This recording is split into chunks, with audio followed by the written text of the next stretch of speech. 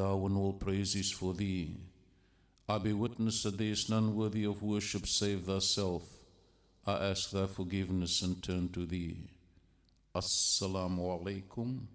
wa rahmatullahi wa barakatuh.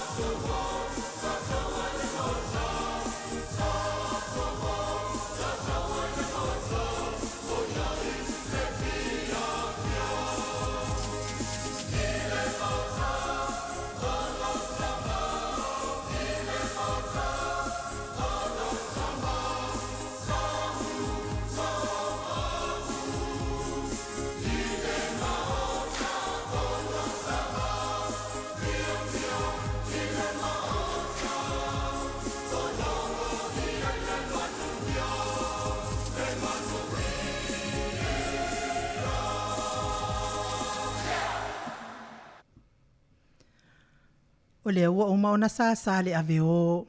Wa tapa fo itu lia i tata. O le whaapolo ma le whaasangia o se Viiga o le atua soifua e pei o nalo whaiva ia le au whaingaluenga tutofia le atua i LENEI aso. Whaamalo le whai o le whaiva. Malo fo i le tapua i le mamalo le atunuu. O le asa muli LENEI aso lusu whanau ve malua fesfunu ma le iwa. Fatalo fatua i le anganga whaaloalo, talofa lava. Mo Samoa Viiga o le atua. Se lau tasi male iwa whamo tupi e si atu sa o atu isini au se talia. Ba alua male ko whamo iwa whatesi male tolu. Le au aunanga o lo tautua ina le mamalo Samoa se tatou tofio Samoa. Lua su whai tu la fitu aso le vai aso. Lo whatau taia le fionga i le ali ipua e pei o nalangi ina le telo au whaipese mai Samoa nusila. Ma au se talia a wala u whaafonga mai Samoa. Mai se o lau MAIMOA mai le tatou wala ata lau YouTube channel. Le Jennifer Foundations of Samoan Worship Songs. E u whalo wham whatalo whatua i lau whaingaruenga tofia le atua. Mana i o latou whale tua i so o se e ka le sia. Le a fionga i le sea i a whangu tō malatai mal whatua. I a kasa lau tele. Whamalol whai o le whaiva i le aso nafi lau fionga sea fa pe fo i male presidente la uso fe alfani sunga i tau simtanga luenga ma na yo la tau fale tuo le ekalesia metisi ma lo lava mo le aso nafi mai se fo i o nei masina pa ia pe ona fenga ia ma fa nga taulanga i le tua ia wa uma fo i le vaenga o le luenga le ali fa ma lo tapua ai fa ma lo fa taulanga ma lo le on sai ma lo fo i le tawata ai Fatalo fo isunga to ino le kalesia e whakasam na yo lato fatua. Sunga i whawhenga inga ma lato fatua. Mai se mawalunga o le whakasa. Mai se fo ne yaso pe yo na wha sino tonu fo i whainga taulanga e ala i taulanga o le meo le ne yaso. Ia malo le ngā lue. Malo fo i le tautua i le atua. Fionga ia pātele maakusi whaftai mo le upo le ali i le ne yaso. Pātele le pa iyo le itua inga sao le kalesia katoliko. Sunga whawhenga inga so se kalesia o ala toli tapua inga Samoa uma le ayosini au se talia nei talofa lava. Talofa fo i le malo se tato watu no na itamama atua matina matua o e o lo tapua ia pea whaiva o Samoa leo sina malo le ono sai malo le tapua i talofa atu ia te o tau so i fua matua o lo iai o tau Taritonu ngase le telo TAIMI ti ngāro soifua matua. Ia aivi ia le atua o lo umia pea o tau soifua i o na awanga lei.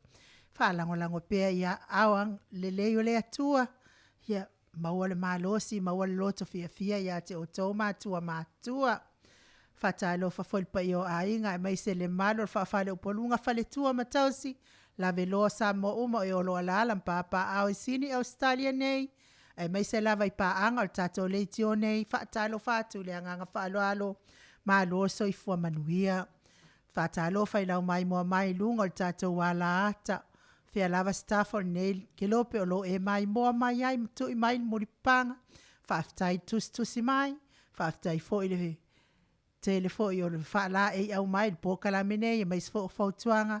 Ia vi ia le ali o no nei ala ata, tato mafutai lunga o nei POLOKALAME, sanga whaatere pea le Viiga le ali i mea tātou te whaia, whailo leo mafonga tau molimole le fionga le ali i pole, whaatalo whaatuai a te oto uma manuia le, au mawai e tawhai fio nei laulangi, ia ona o le saa ili ngā manuia a wātau singo a inga, no uma e kalesia. Whaatalo whaisio tātou tofi Samoa o lo iai, a inga woma e masani, whaatalo whaatu le anganga whaaloalo ia te oto uma, I le au mamalo si o tātou malo malana masiofo, a fionga le palemia malona whaletua, minista o le kapeneta mana i o lātou whaletua, wha malo lava le ono sa I malo fo I le tautua atu nu. Anga le pia le atua I whaima matiu te o lo ofeanga iai o tau uma. Whatalo whalpa I o ainga ma lātou tama o tama fo I ma lātou ainga. Le uso ngā pule mtu mua I tu au ma lātou wa ainga I le taima le wa au fonti. Sua ma le vai whanua fofoma ai tūlangi sa o le masale au mua, ma le lau niu na sae lua. Le afi o whātu to whale ula la au nauntasi. Upu ia te o le motsa, whātalo whātu le anganga whaaloalo, malo lava le soifua manuia. Whataalofa le pokalame o le Samoa so whaatasi laulangi atoa le SSIT. Ia whataalofa ati a te oto umanawa la wafionga le tamaitai pule ia unasa iuni sa polu. Malo fo ile on sa. Malo fo ile tautua atunu ile fo ipito la au o ngalulu ai. Wa lava le fina wina ma le pui pui a pea o tātou whanua umia sa o loto. Ia pule lava le tangata ia isi ona ia whaasinumanga whaatalo whaatu le anganga whaaloalo. Whaatalo whafo i tātou pokalame oe maltu la whono la wafionga ile sao le o tsuatele tu fele whapea fo ili whalitua ma lo lava le soifua manuia. Tātou titi sao ma losi la uftalenga multalo ma lo tausi ma ise le pulenga titi sao la usunga Kristu ia whapea fo ila fionga ia le au pepe whaatalo whaatu le anganga whaaloalo ma ise le pulenga ma lo lava le tautua atunu u le tātou pito la au al titi sao Io le longo puia li ina lava le atunu me o tupu tau tupu. Ia me se ofsota inga vava la lata mana ia inga oe o mamau mai o lata mai malo o tau tua. Whatailo whai ate i lato umalava oe o lo mawhatia pia i ngase o tino. Ia whanau manu pia i le atua. Maua ai ma whasilinga o malosi ate o tau matua. Le sunga i le usoali i le sunga i atu i la epa whai ai malwhalitua i a maunga mu. Fionga i le alosina i a futialo malwhalitua i a anarosa wha amusu whaleono. Tina matua i a le ata pese maloso i fua le ata. Tui maseve a pulu wa ai sola tala i tole a foa. Fionga i a le lili o whareti malwhalitua i a feto ai. Fonga i whale vai maunga polo ai. Sunga i a whaalawa au malwhalitua. Pupui mai malwhalitua i a taulupe a whamasangata lea o wharise la. Malo le lato i le ea, ma le lato i le ala, ma le fola wala, lau fionga le tofio le itu malo, le itu malo le fanga, ya malo lava le fola manuia, lau fionga ba fusuanga, ya whapea fo i le fio le matua le taulangi, le fio le ainga sa tuala, ya malo le fola manuia, malo fo i le malanga manuia i le aso nafi, tato feiloa i fo i se taimi, ia fio mai ai fo i nei ofisa fa salalau ia wala vai le sanga fa mautuina ia male fa lawi loina pea o le fa moe pe o no to la to ile e ma fola wala mai ai ia matu tu la au mai ai ia ona o se fa tangsi o le anga le mai le atunu ia wale fia fa wino le ala male mila wa tapua inga le ile atua fa talo fa tu ai le anga fa alo ia te o to umal to o malanga ia mai se lava le fionga il faltua ma lo lava le soifua manuia vai la fatalo fatu le anga falo le 25 foundations of Samoan worship songs ma lo soifua manuia talenga le falefitu ia lio voli tufunga ma le tausi ana tia liu ngatali to fa le taulangi ma le tausi ia lo minga ma le no foalo ia fa pe fo ile aula ma le tausi le fetalenga ia ono fia ia mai se foi fionga ia sula daisy ia maleno falo fatalo fatu le nganga falo alo mai se tato Jennifer ma lo soifua manuia ma lo foi le tautua ile foi pito la au ia ole wa amatalia tato POLOKALAME o Maota Samoa VIIGA le Atua pe ona masani ai ia sata itasi sa muli nei o nei masina o tato dia ile alofa maleanga le mai o le Atua au wa atau tuaina lo fita mafuta mai LENEI aso fionga tapa au fasina ya tole afoa lua moa sai atole afoa le lua mai vai puna mafasito tai tato insinia numera tasi au mai ko tole afoa palo unei tangata ayo ainu ilinga noa litia sawa inaya mai sala ilua sawa solo lufi fale apuna moa ya ole ai FIAFI fo i ole fionga ile lipul tato POLOKALAME nei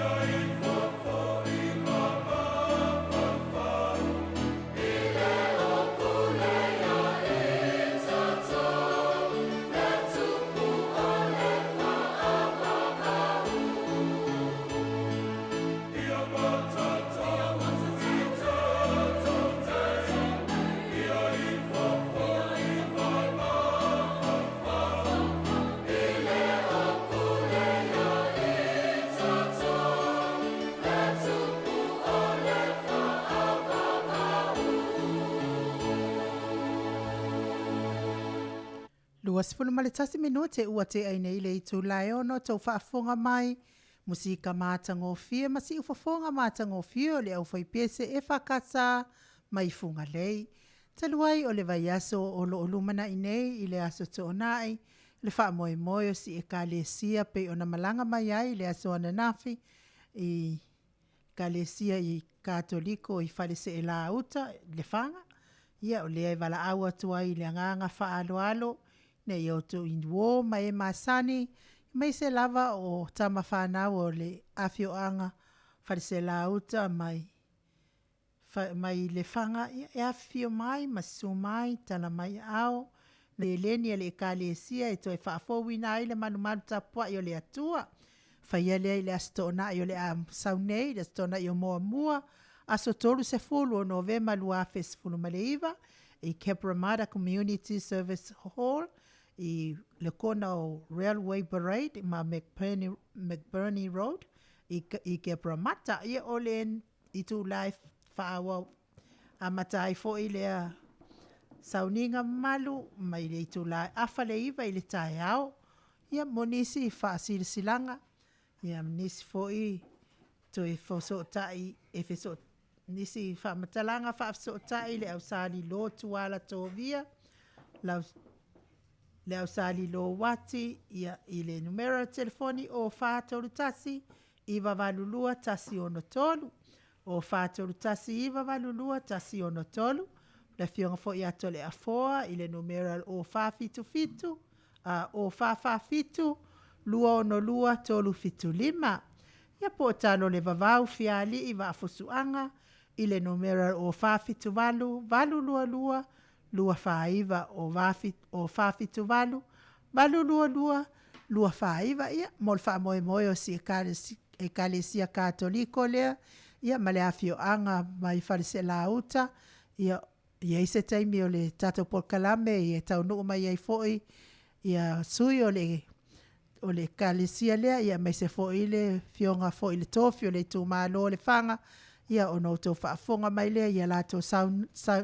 saunoanga i lunga o le tato POLOKALAME ia walawa le lato wha moe moe na tu la au mai ai ia wale maa lava le mativa watangi mai foi i wo mai masani ia mai se lava o alo mtama whanau o le whanga i sato uwhesa o soani mo le lato ngaluenga. Na wawhionga le tapau whaasina wa whai asi o pisi wa e pisi la o le wa alu noma le ta POLOKALAME ia o whatatari e fo ina ia ta maa lo lea ia e whata lo whalo ia atu la wawhionga le tapau whaasina tole a foa fionga le tuia ana ave au malanga le na tu inatu ia iau le tonu mai pea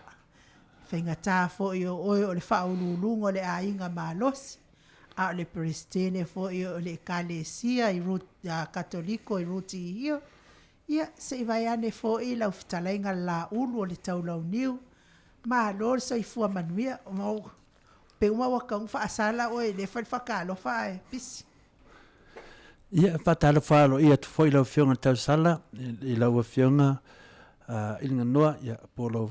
sunga foi ai o le mali toa ta tonu lava i lo fatali ta to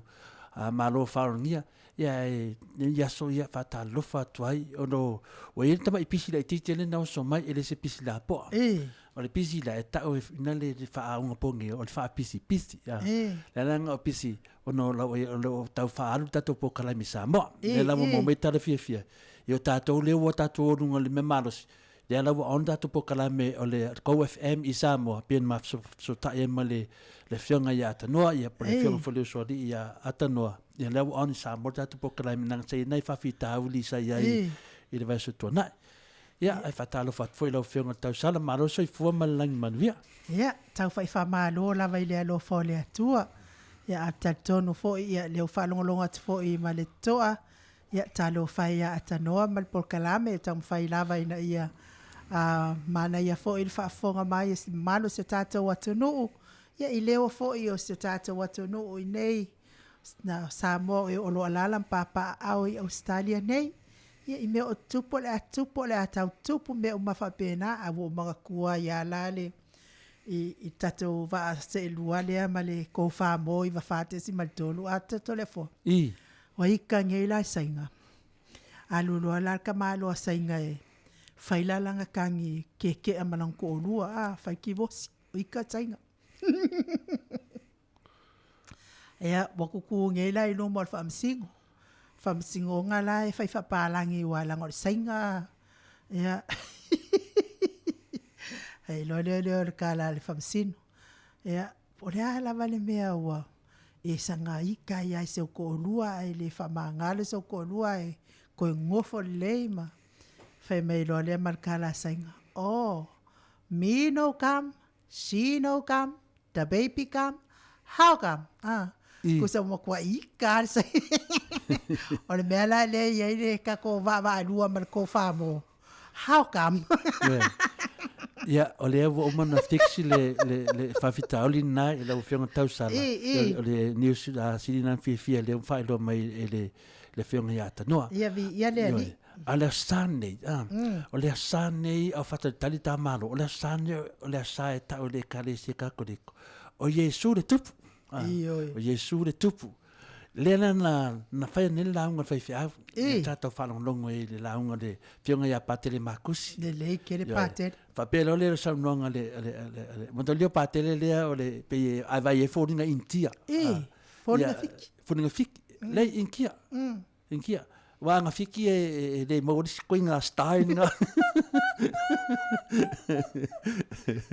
Ya le launga la fiona ya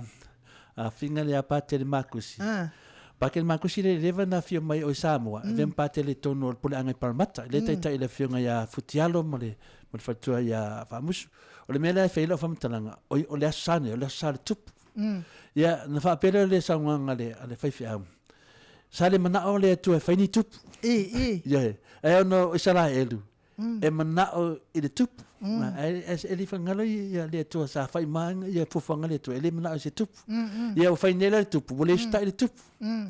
Ya o le mele o tupu. Wa mana o le tupu. E sta ya tu le tu ya te ya. Ya te oro le de salutala o mai fo ya tabita ele mana fo ile tu to faz tupu mana le tu fai mo meu famsino ya te foi vo vai te meu tabita o me fina tupu o mana le tupu e fa longo mai le tu ya te ya o nganga la ngar fai fia fa pero fai fia wa e fia la ni tupu o lo e temine wa mo tali ta to e tupu ta ka te no na inga mo no wa o fia la ni tupu lo e temine e mana fa longo tu le tu ya te ya nena na po e mai ta no fa i lo tupu pa lo e fina ngalo e fa longo tu le tu ya tu ma tali e ta no fa longo le tu o le tu e fa longo ye ai le va pe la mana o e fai me te mana o i fa longo mai le tu ya tu ya o le mele na wa ona mane yaso o ina mane yaso o Yesu le tupu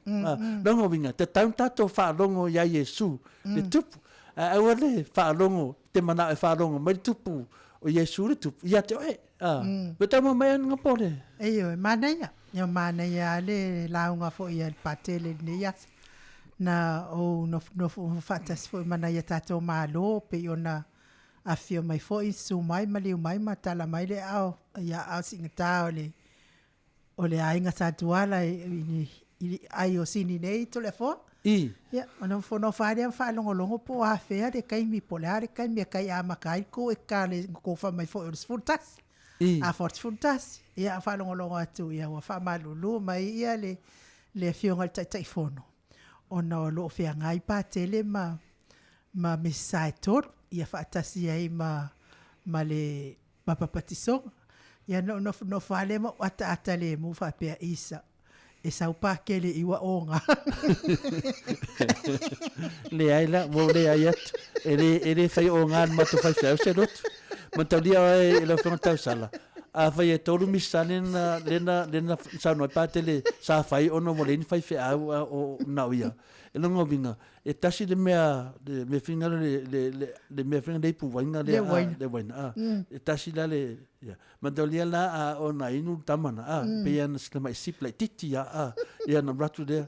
ya Na ke loa la, a whai la e atu matangata a enu le waina lea a ska mai sipla kiki a la ke lea mere koe. E ingu mara pa kere me. Wai kaunga empty koe a veleo le ipu koe solo whale le ipu a. On menga le vai so ia o nga peke ia o nga sono le no winga na fa pe koru ipu la po le ma koru le wainga a koru. No vinga e san mako fai fia an me manga ia sa wa fe le pa kong wa da kura Io le vinga na la tala ai va tai o fa longa tu la unga stoina oka ma lo ata pena le fionga ia pa tele ana ia fo ia au fa le nganga ona ia fo i ma fa nga fa le nganga i le fa mo ma fatia lo toina wa fa pe mai ia pa tele sa una pa tele ia o se no fua i ngā tupu pito sili na matanga, ia mawha a. Ia. Mandalia la lewa ti lo pātere i le sātaulu. Ia o le tupu. Alo wha sātaulu. Matanga ia na mea na whai lau langi i le tupu o tupu. Ia api o le pointi tā ua lava. Ia tātou ia o tupu. Tam whai tātou i whaalongo i le atua o le tupu. Le tupu le sātaulu.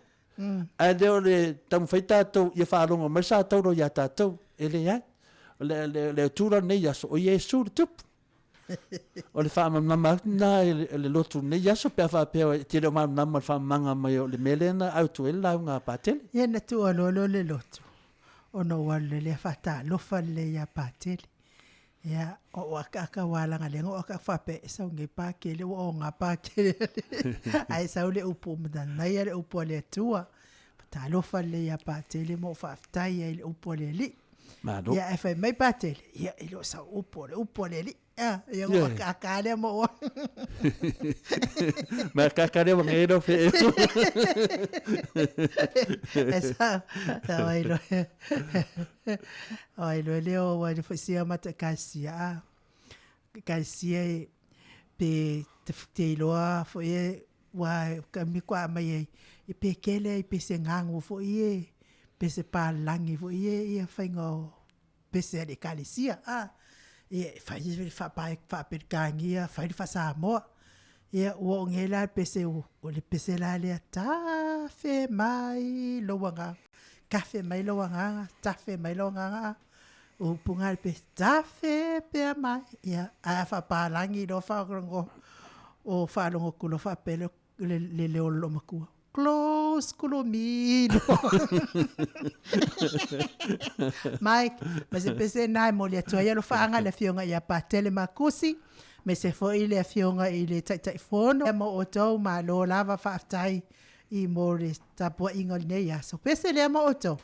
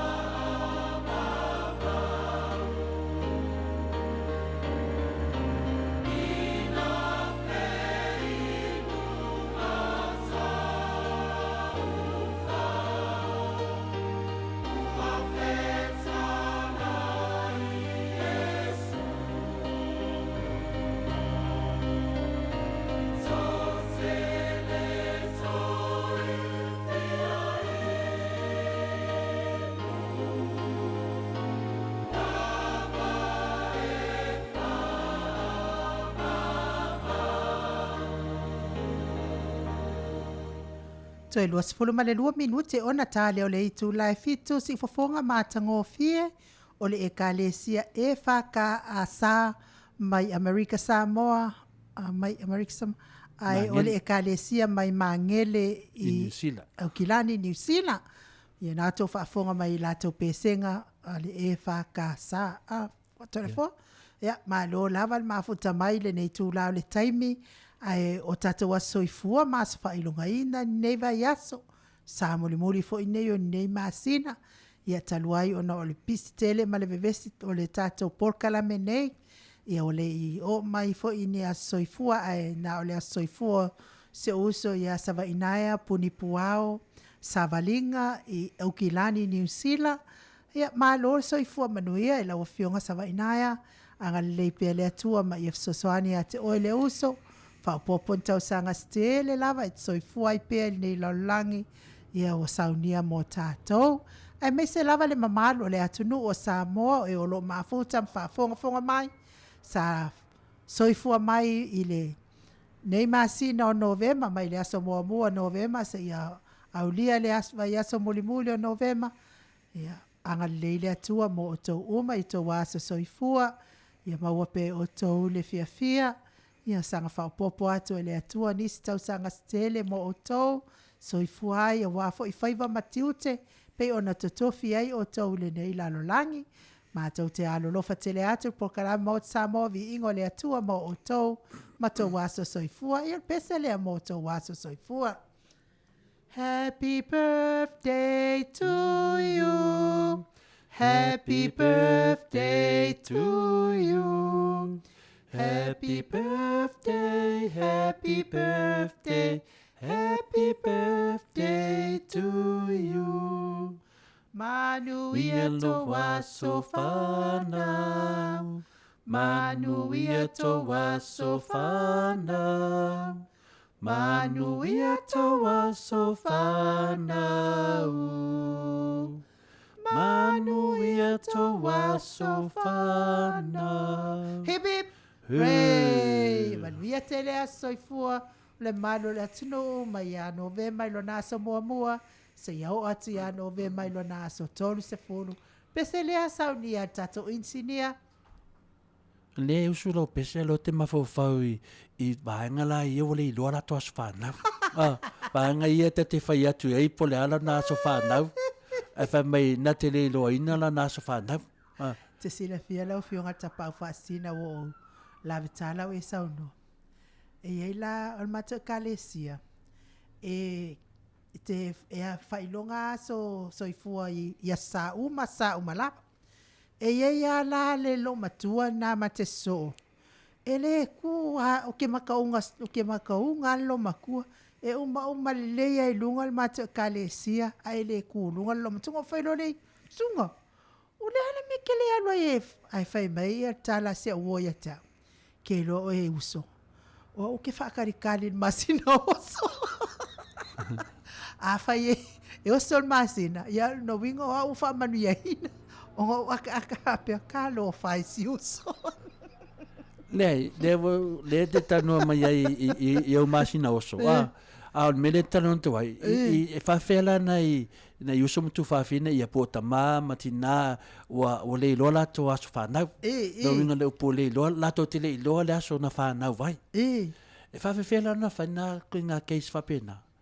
A o mai na aso whanau, ona iwa le te watu le usuaro pese a watau ara mau whau. O te whatu sai na mō nei tangata e whalpui. O tangata e whalpui. E fia whaila toas whanau le mwhai se no ngai o mai tua. Pa ngala e se ki leo vai au ki pise keke ko kongu o whalpui. Ia wal whal mai mwhainga wakul keke kipi nungara moenga o le mai. O leanga o leo. Aisea? O lea wakuse keke whiula ngai ngasivaenga laiko. Ele ai? Ele kaunga avesi keke. Ia, ave lea kau keke whakilo walanga o meo o paung kāme. Kia mara kua la so ia to le fō ai fō ilai mō meo fua ngā pepe Ia kau lea lai lo os fō mai ai whaingaluenga fō i tono le ofisa o whalma. Ia o mako o nge vai taimi la nāto le fō mana tua fō i nei vai taimi i le wha mai on mi sela le tupu nei Samoa. pe o le mea po whatamala wale ave tamaiti e whai ia la tō pupuia pe a me whapena. Mea nai tā waile o nanga na sa whai aso ia tō le fōa. O le masina uma lava mahalu ta wale whalmai ia o tina uma o whai lato pepe ia whaatali uma whalkomiti. Ia lato fō mai e fua lei pepe. Ia maawatu le pepe o lo pepe. Ia mawhai le tui pui o lo pepe. Tūlanga la na whapena sa ngā lua na mai tai. Ia makua kuloa lai le singu unga to le fua. Ia o la fea ngai ala ma pepa ia whaatumo ngō le pepe me futunga whapenga. Sauloa la si tinanga. Oi sua fo. Se o oi le sua fa o le asfana o seu tap. Fe me kia. Nga whangau le pō ki mua. Au la o te mata. Mai nga whangau le pō ki mua. O mea lala o ata o nge pisi fo lelo ata kia rofatina. O ele ngō le pepe. Ia whama Christopher. Ia o le mea la o manawa o ina fo ele. Ia e toi fo ingai le e koe whaalua le ka unga le spelanga o le peo le ngō le pepe. Se spela mai le ngo se utam foi inga ia lelei mai ia fa ba ia nga fa sanga i kuolo ke nge fa mai singa la ole to fine o son to lua mai singa fa foi inga spela le Christi tu langa la na fa pena to le fo sale ai a setina e fa tamala wai e fa sala komiti ale o mai pepe fua pepe ma faito i pupui o pepe tura te lopo o vale o e pinko ai ngalo na ave pepe fai leila to i pupui tura fa pena ia tailo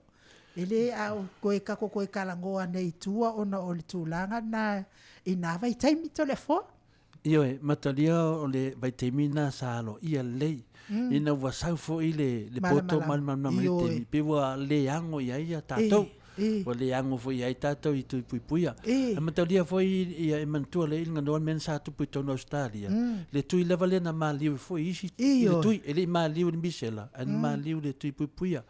Ona le eile te te e o to tele o tangata. Ai me se lava fatu tuanga fa miso lembi. Ai te te le tui lea. A o mane foi fata tonga le sunga le li palmia ele tatou taitai al malo. Ia a le tui lo walo. Ele ma fai na onga.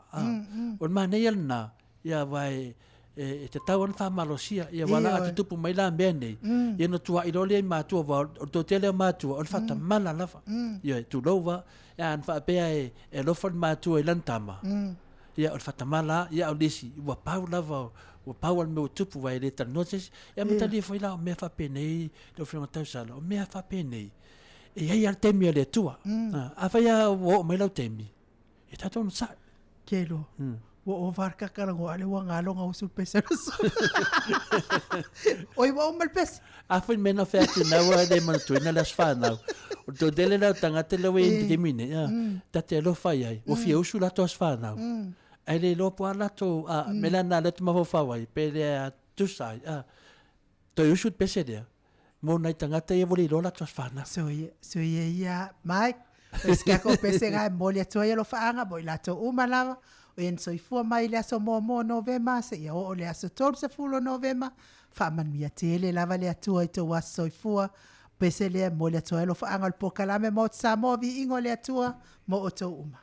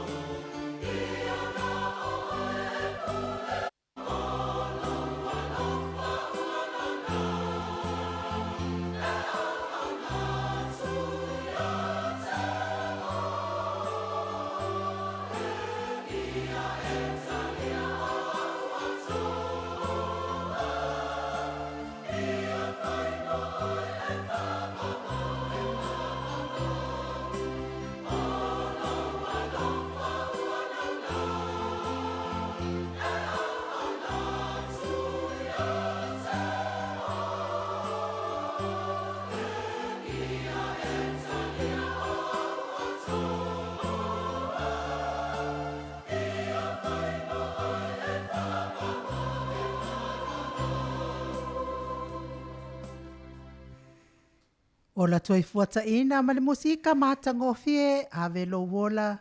ia au ngai au na tautua mo le atua awane ingalo le tatou a FIAFIA la fo sau tupe i Samoa ia awatuai le tatou taimi le paleni taimi a tatou ma le taimi a Samoa ia wane ingalo le tatou Western Union i matautu ia o ina e tatala mai le ono le tai ao se ia o le ono le afiafi fai wafia ave sau seleni i whanwelawe o tau ainga i Samoa ia wale taui wa vave na po Samoa ia tuai le tatou ma aile Western Union matautu ia o ina e to atatala o to atapuni lava i le ono le afiafi o la stona wane ngalo ia ina e su iai fio iai maliu iai e te watu lava au le itaina le ono le asto nai ia wa tua i lumai nai tala mai tua lau seleni ia walo fa moe moe ia po le tatou seleni fo i pe matani fo i le tatou titi sel ia na tasi na au unanga e te restala ia i tatou titi sel ia ona maua fo i le avanoa e tala ia tu pe te mi uma tan waila o le ua mafuta mai le tatou kampani ma losi al titi sel fetalenga le fonga mua le vai maunga to fa mulitalo ai o fetalenga fo ia va elua fetalenga le ava mua ai o le autam tau fo il pulenga al telefoni a titi sa wa le fa la wiloina al company sini au setalia matunu e mamao fatalo fatua ile anga fa alo alo le fetalenga mulitalo ma lo lava le soifua manuia ma lo fo ile ono sai ma lo le tawata ile nei tu la le poia te oto. Ya, fatalo fatu i la usunga INU. Ya, fapefo ile la usunga il tapapasina la usunga ya tole foa. Tied up. Ia po tato ofisa fasalalau i tono sine Australia. Ya, la ngang FIAFIA po i mare ngang faaftai. Ya, faaftai le tua o le foa. Maua le nea manoa tato te fasoa i lungo le ea. Mo lava na matu fatalo fatu le fafonga si tato tunu. Ya, ia lava le au painga luenga le tua e mese ia au na le tua lo talafauto so se pata faita ulanga pa no manu a waso tatu manuia ia fatalo pat po pa ia so tatu tunu ia ia lava ia inga mo la tu tama foi mo la tu ainga ia le usonga pule mo tu mo ai tua ma la tu ainga le tai ma le va fonti pa pe hole tatu mo tu sai ha so ma vai fanua po mai tulangi sa o le masale au mo ai tu au ma la tu ma le lo mi sai lua ma pe foia le mo sa wa ya wa tu to ali fatui ya o pulava le tama no tele malota wa tai malol folau le viiga ile tua ya le o to tua polima sa ta mate fole etele nei afia ya al tai le o mo le no ta tu fa so ai malanga fa lo to da forma ai o nu ma lo lava fetalai i lo fetalenga mutalo po lo fetalenga fo fonga mua le vai maunga tal tonu ia leo fa fonga fo le tunu i lo fa atalo fa mai me se foi le nganga maulunga le to e mo fo tato vanoa tato to fa so ai foi lunga tato POLOKALAME masani ya me se ni melo te tupu Samoa e fa pito lava mo o nanga le layer titi sau lo fa pena ona mato fa longo atu alo sui me lava me alo fa titi sau i leva yaso ma lo so fu mutalo ya ole fisidi masani lava o tonu lava ua to tele lava na mamalu le tunu o fia fa fonga tu lava pe ese me a tatele yo fota POLOKALAME masani ya po wa matato misela matu langa fa pena i Samoa pe nisi me ese matato misela ya tu leva no fa ene fa la lo ma fa mo me alo fa tato au fa fonga fa fina me fo lava o tato atu i Samoa ne temi ya mai mane foi tato tala yo fa fonga le pa ia ma malu tato au fa fonga tato POLOKALAME. ya faaftai a tole foa ia man foi le faasilia ngai tatou faamai leo le misela o le ua amatanei ona faagasolo o le amataga o le vaiaso ia o toutele lava ia le mamalo o le atunuu ae mese falepaigaluega faamalusia foi matou ofisa ia o iai nisi a faapea i leʻi faia le tui ia tau ona agaʻi loa o lea foi la sa faagasolo le tele o nofoanga pe o le vaimauga ai falifitu o i le minus ia e mese le tele o isi o a foi Maota o faafiagaiga o le sa faagasolo ai e mese foi le pea ma o le tele o nuu o le atunu ia tau whai ena ia o tu ele tātou a tui le pui ia mo le misela o le talalava ane whawhonganga le antunu mo fo ia so ta inga manisi o lo whainga ruenga ele whare mai o se tūlanga whale tonu o lo ia nei le tinga ina o tamaiti meisi al whanau ia wa pe fo le wa mata nei o tau whai lava pia o tamaiti ia le wa mata tu nei le ono masina tau suru iwa tau sanga so se tasi e ai mesi fo ina iti na fo ia o te vāne alfa kong anga le tunu u le fiafi ia na iti ngā fo ia i lalo tau su lima tau sanga e mesi la tau fo ia mo whai lele ia ma e la tau fo ia tau na maru pui puia wa a whape tu lai mai ma whanau mai a fia le misera ia wa te lea la wha ina o tamaiti o le tala mai le whale mai wa o le mele e whai e male whaano noa ia o le le lava le malo longa a li ima tamai tai fo mai ma la to uma o le misela le temi nei ia o to titi o to le to fulu ia nei tanga te fo ia le ICU ia misa tamiti ia pi o le tele fa le ton ia ai wa vai fo maltinga ina o le swift ia ngale ia le o tau no mai le team fo ia Australia ma le team New Zealand a le balanto ai ia e o fo ia lanto wa ele lava ale ele o lava tangata whainga luenga. Ia o no le mamai tele o tātou tamiti. O mamai tele tātou tamiti. Ia e whai alofa i fo ina i mātua. Ia e alisi vaanga leona tala no iai. Ia a uma tuava ai leo se pālaki vāne whaafonga le tunu to le fo mai o nu. Matua tangi pasusua i oile. Oile leo le whantu a e lantu i loa. E le whaingo fia ole. O le melo tulai mai. Ele misela e foi isso tanto tangata ia ele tua e foi matua wa luluti tinga tamai ia ale a foi manatu la to e avia la to fa na we fo ia e fanga sta tele la ta to ia mai Australia New Zealand le to inga me voi le sa nei on fa pelo ia wo fa ia tu se matua e ave fa fo se tamai titi se fo ala va ia tu tinga ina ia ona o le lo tanto tanto lo tau mo fai pe sai e ala nai fa na o le wa to mo wal malos a pe o tu langa le na tanto fo le mai te ne ia o te le ale pa le tonu e fo ni se le wa amata na wa to so sonia to le ngata se vanel fa fo nga le tu mo me fo io o pampers for nappies o va fo ia so ni te lo tamai ia ma sa mo le fo le nga fa stai ia wa pi o mia lo mana o mia e alum fa na o so tātou tunu a o nei fo ringa mai nei le fiafi le o ta pena le official so fo malo loina a nga i sa vai ia e tau mo fai e ia tu pui wala nga le e misela ina mo mai sa vai e foi misela ina mo mai tua a pe ia o le tara fa tai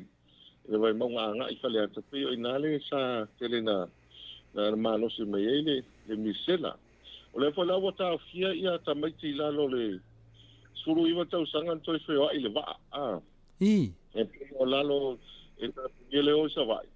ia ona tau fai foi le e pui mai le va ia ta se e am fai ona va vena fai pui o ta tu tanga te sa va ia tau fai ti ai a o tu langa ia le terminei fa ro lo nga foi ni so lo fai nga ruanga i o e matuati nga ina ta mai te lawa ICU e tau mate lo lo su fa ta mai te ia ia tanga tai wa fia ia ia wa ina ia ni se ia mo la so ta ia ia pe a fai o le tulanga fai ta na lo ia te nei pio nei tala le na o le tala e moni o le ta tu te le misela ai pe fo yo se tala vo le tau su tanga tai le lotu le nei as ia o tau le o ta mai ti le lotu ia isi wa isi e ka si o lo ta fia lo a pe o le vaenga le o ta fia le TAIMI nei to le fo mai no o ta fia uma nei ta longa pinko oi quali leket la wa pe o ta li e vo le ma tau su ia ta mai ti ma ta ma vo io o lo ia pe o le lo e nei ti na po fia le me a o ia ia wa pe o asfale ia ti na pinko mele so ruru o stofia asfale astona ya pe o fo i ta mai ti ma ta ma ia wa no fa le ia le fa pe la le o le vaenga le wau whaasa nei toi whaita tu ta alonga pinko. Ia, o le wau whaanga soro o tele fo ila pokalame o kisimas. Le fo le mātua o ngā sa nei, le wau whatu ua. Ia, ma le, ai fo se la au kisimas nei tau sang. O tau fia umari tele wang. Ia, o nal wha maruina se i mai al tatu. Nasa ngase lo, ni sela maranga wha alo alo. Ma no la vole feta lai mutalo le ai fa fonga atu. O le aso fatustusa iai, e se me fatustusa iai le tūlanga lau tato misela. La toi ngā mele te sau no ai ma le te feta lai ai ua matua i pipisi da vale misela. La se fatustusanga, pele e se fatustusanga mutalo.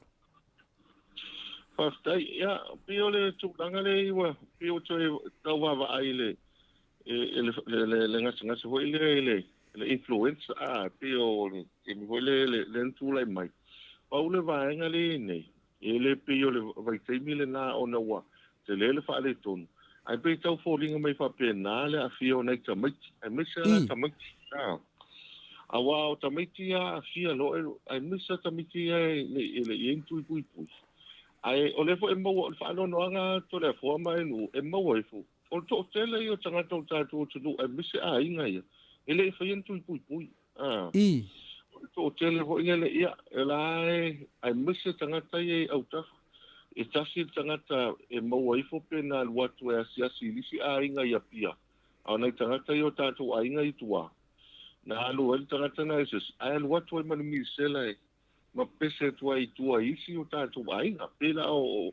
waanga le a wha pena whaitu i pui pui pia le tau feo lolo ai ia le waanga a pela o tamaiti ia wa afia ai le whaientu i pui pui ia o te le ale whane tonu ai o le tala mele nai whale mai to le fōa o tamaiti le ICU TAIMI nei ma isi tamaiti le fō forward ia mantua te le ale whaina le fōa atu ia na isi tangata fo ia o fō mai fo ia lo whaia la tu pisinisi tu ma o TPs ia e social ai le mwhaia po te ia o le ai whaila utala o te mori mawina i nisi tangata o ia tau iai ma ia o TAIMI nei e lisi o toe moe mai le fale pe a whainga luenga e alu le po antoa te vaai e sau le fale mai vaai nei tangata i o fo i mai umanga luenga mantua mana o mi al malolong mana o mi al malolong o le whana no whalong e pe tanu mai e utau nu mai nei lisi ti ma Australia ai e pe o le whainga o le vaenga le e suya ia e lau whainga luenga Dela au ese tu lisi team lena inei. Foi se malolo. Ya au mais ya au la ngona fo ya le fatai nei suia mai fa. Ya mesu Australia. Awa eva ya malelo fo wala tu lo le fa ngo fio nga wenga le team nei. Wa mala o mia totally. Ya on al fa le tonu le ol tatu misena. O le fu ya ile stats fo ile le tonu wa fe mona tupu la fa longo tuita mitien fa na nau. Te loa fa pe le leina fa yumba tui pui o tolu wasele ia ona amata le ona tau mo mai le o se ava no mo tatou wa trata mantua le ai mo le misela ia pe te le ava no em fa yona to mo le malos ai pe la ona ta miti ya pe o ta miti ya ia te mi nei le fola o tolu ia fa na wa se ungali ile me lauli o afia pe o ta miti ya fai alo fai ia e maua loa wa o life la wa ai foi o la nga foi le mai o tato fo mai sinia ia mai Australia New Zealand o le o ilo ai fo tato tangata pe wa ia le winga foi le tato ai fo mai nei se mai mo pena ave tato tamiti fa fo manu ia le la o mai o specialist o tangata se le to mai le mai fo ale vai mai fo tato e lo ai le ila o le matua mama e au alo whanau pe o le talatu le malanga whaloanu. Wa le wa iai mo meo isi vai Samoa ia te whalongo atu iai o whai ina isi malo loa i fo isi ia au le e swet pela o tala muntalo o le misela le misela nei Australia na whanau mai lola ua fine tu lau whawhonga ngale tunu ia pe tasi lua tausanga whanau mai iai lau a fine e te inga wa vivela i o tino finale ia o vevela la le ina wanu le ave fo mai ave fa mai matou ave fele ave fo mai tele matou Westmead ia seilong eftoa moya la le la wafine pe a fata oto la fata ia o fa vela pa wana te me moya ia fa mer fo mai o te mina fe vela o pipi ia tu tino martino le pepe wati li vela ia na fa ia la le o vai atu la fa le tonu fa so wafine e lo vai atu le tangi le ia masisi menga le kangi ia kale kangi ia okay lo sa le si la tina lo marindo sa lo fa me te ia de fo o le fofola o le lomo tua to e lau e faila le lau le tolo ia o le mena na fa tu lo famtalanga wa sa nei le famtalanga ia tau pe o lo a fine le Michela o le sa sao te tono le tino ia o le na so le fa fo mai la ave tono a fin e fa mel fo mai tau e le ai la ave fata e le finale le tapu maruru ia o fa tu le ai ia tu ale fo mai fa tu le ai te le mana fa ta ele ton tap malu te mana te ave tu ma to fale e fa mel fo mai e molia o pe ave tu o fa le la ave tu ave pe tu la afi mel fo mai ia sengina i a se me tupu ia le la tu la va ia fa tu le mai e mai ale pe pe si mai ala afi ngi si di ma a sengia pe pe si di ma ia o fa no ko fa pe kala le ia tala te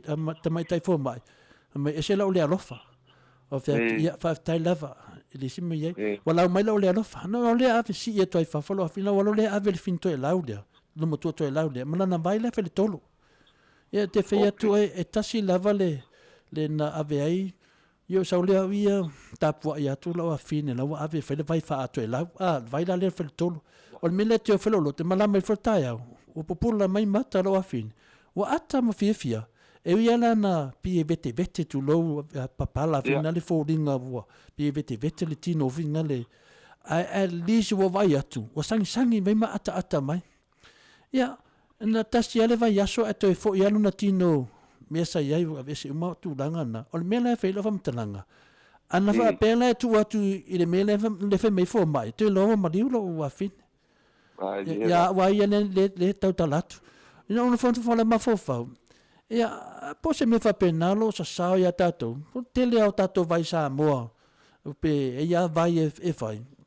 tau lai nei tu tai ta ia tangata matu en fai ta tali de vela mai nai fa na lai ti te lo fa te vai atu ai lunga Facebook nei fa no lai ti le apo mai nei ti na la to fa na ma tangis se finga ta on mena sa o fe taita ia na fa ia lo fai unga a vai maliu lo afine ia maliu pe ia o dima ai lo maliu i le mela o te tilo tu ai e le nga fa tia de i pepela le tanoia ia ona mo ma tu ai fa ta sama pe le malo le ai de to e mai la va se misela a ole luma tu to e lau mana na vai na fai le lau le tolo ia te tan sia o fa fonga ma siti na le pe sa na so soani ma ni siti na e ni la to vai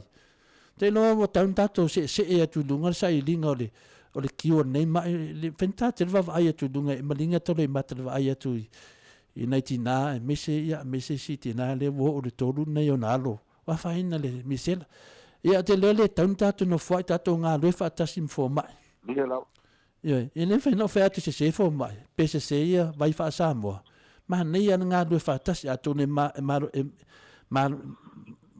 lo mai si i disi fofolia e marolo mai si i vai ia a o nei mea umala e te tawana fai le tui pui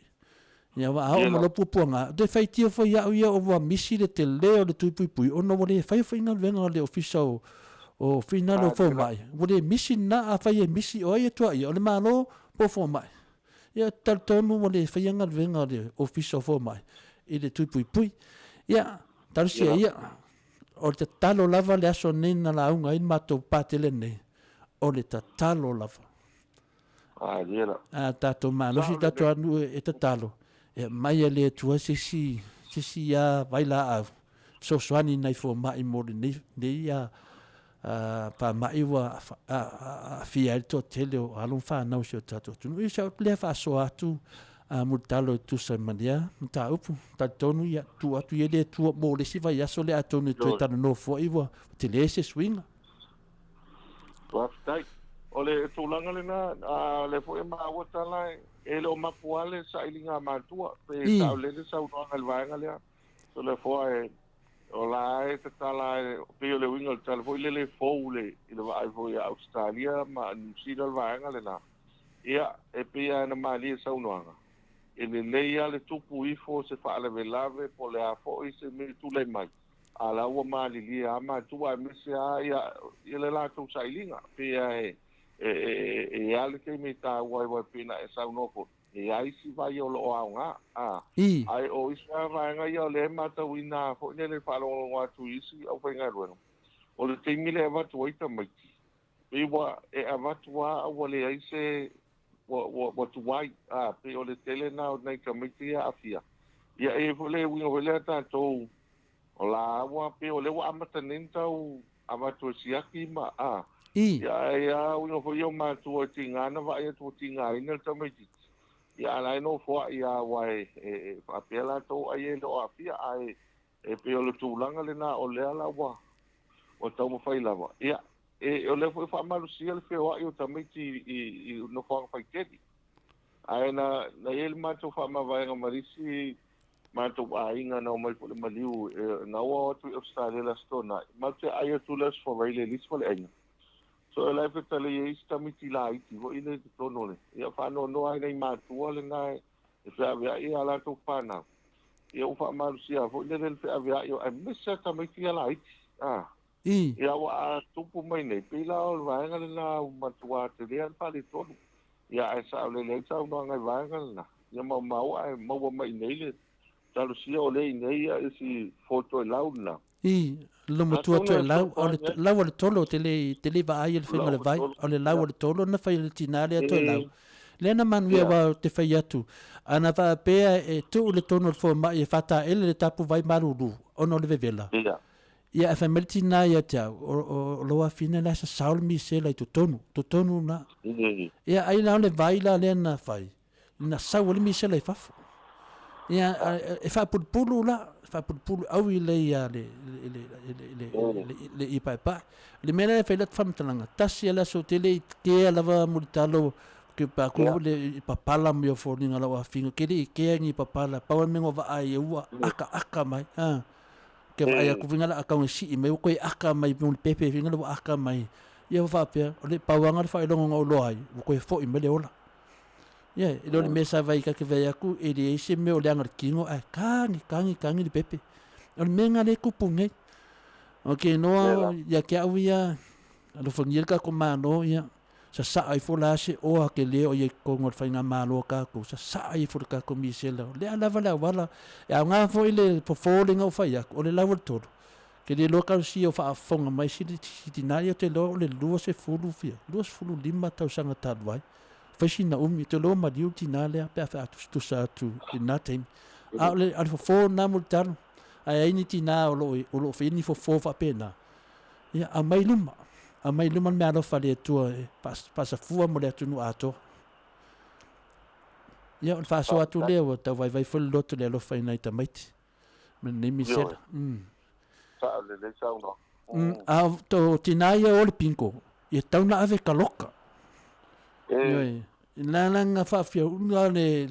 kinga le lo fai fa nga malo pinko le fa nga kinga yo mali ula to ainga au kinga vinga e pe wa crazy le pinko ya kaunga le ave fa sala mai ko penga ave le malo so swangi ki wale misel ya sa le sa no pe o le winga yo ta to fa so se me ya ai fa la ngona le fa sai na wa ya to wa fa wa pe o fa no ngale na to le forma e ya o pole to ya a ulu ta tenga ai se ti ai singan o ai pe o le mele ai o to tela o ma tua ye pe wa le ala e o to le fale na o to rola ia pe do ai fa na ai a ti de na ai me sa nei ai nga fo io le na maru pui ya ai o to la to ya va tu ye nga se nga ya ona la ve ai fo le o tamiti wa ista me ti no fa lo i ole o se tanga to la tu ainga na wa ai a fia tamiti to le ainga le ia mai tangata matua na ia mele la ngai le feo iso ai ta wan fa te le feo ia fa pe o le nei fa na witia na iso ta to aina ia po ni a se ata mai ti vo ia le fa to fa na na ia le winga ho ta to le feo ia ale fo amatan tu ai ia matu o lo fa ila fa na ia tala loa mai le telefon ai wale o to ia se tu ma wa to ile le ba wa a ma ita mai tilena ia wa fele al fa de tonu malanga fa lo ia faafetai lava ia tatou tuuia li uma le aufaafoga atono lo iai se samaliaga lelei o loo iai sauna vai e aogā mo le misela ia aua le matamuli o lou mea alofa nai le atua ia o le mai luma o se mea o lo iai ia ave pei luma le tatou mālou ave vaai o loo naʻomia le fesoasoani lenei faamaʻi amei se a tatou fanau iti e le afaina tamiti matutua e mafaina tatali le kiga ao nai alo nai tamiti e taʻitasi tailua tausaga ia matua le mafai lava na tatali le tiga o le matautia o le misela ia tatalo lava ma tu atu le mo le atua tonu e faaosofia mai le atua se mea alofa i se tasi o totonu Samoa ia po se palagi foi lo o ratu e fesoasoani o le ratu e masekiu o le tatou misela ia e lelei ia e sisi mataupu mo te alo te faasoai le la tāo le tapokalame ia pe o si kama foi lea o sua ala va petelo ia o se tasi foi o tata tau o leva ile nei a faiva ai mese le tau toino so tata tuno ia o lela na pa lia foi lea fiafi ia o le wa vitaya mai pe malo lo mai le ngalwen ia o tu le vano wa le na lo le ia ile so ya so pida ma ia matunia malisi wanga ia piola to wa ia lo nga faile office tuis ia mo le taina le o malo fie ia mese ia le ia te tau ia o malo ma so nga imiti ia na masa ne vane pa fo nga le tunu ela sa fa nga ia nei le Sheraton o ile e taumesina ia le vanga le ia le fola to tele ni sina malanga mai fafo ia mo le fanga tamale ia me se foi ia pa mo ia lan tau lunga ia la sona ia ile la tu concetti de ia nai pese tangata pese la wilo te so ia fiji veikoso ia wanisio alo fa na ole tu o lo la wilo i fa ia la na fa ia tu concetti la sona o nei la uli ana na fila uli le sa matu ti tu o si foi fe awal ai o tamilo foi le tatu wa le vanga le surface o le ai mese le playground a tatu le wo fai e fai nei fallau niu ta fai ngata e sunga fai pruno ia mana ia tapenanga ia mese ia wa o le wo to titia mautu wa te o le vanga le tau ki ai sei umba ia le misela au mana ia le nata le fatai wa pito nu na to le forma ai nu e tau le fio ia tanga te man tu foi e tu la taile e ta tu fa pui ia le la wo sual fa pui ia le la wo vai tu na o ta se la le o pito nu o le la te le na fe tanga ona le mana ia la o ta tu wa le playground na ia la wo tau mo me ana i vai nga foi le piwai tau la talata i veik antolo ai te o ina i tamama na ma ko ele yo i veik ele lo pe asta mai ai mo ai o tatu tamam tina ia malanga fa alo tu alo ngai poka masingi vinga mo mato ia tu fafo ia a ko lo ngaka ko Las Vegas ngai i Samoa ia te loa ia te loa sisi news mo mutalo ia ole wanga ia taua ia pia o le awa matauina po le tatou tunu ia o le foua mata ona tauru mai nisi ia o tafaonga ia ma le fo'i mai fo'i ia o onga ia o tulaga le na le wa iai ia le wa vave tuua uma ia tatua ia pio le o nga hole wa vave ona malo fai aonga ia ile nei teimo o le tausaga o le awala le no Samson ni teimi nei o Toyota tu nei le FIAFI ia wa pia wa vai le moto e le lo ta vale le wa uso mai nai mai mali fa nga i lo Samson ia wa wa pa tu ana na ia o le whaasaina leo ta avale loli hoi e containers I. ia ona oso tonu ina ia o le tasile na vaenga ia o le apo wala pata ia e na i awa nei no ia e tātou loli ia nei afia ele tātou wala papa o te minei o matua mamango a ia waitafe vane paponga na tinu ia ele yo te me o mai ki munga na le palolo le al vai aso le te nei ia ele matele la palolo i poru ele matua tele se palolo i poru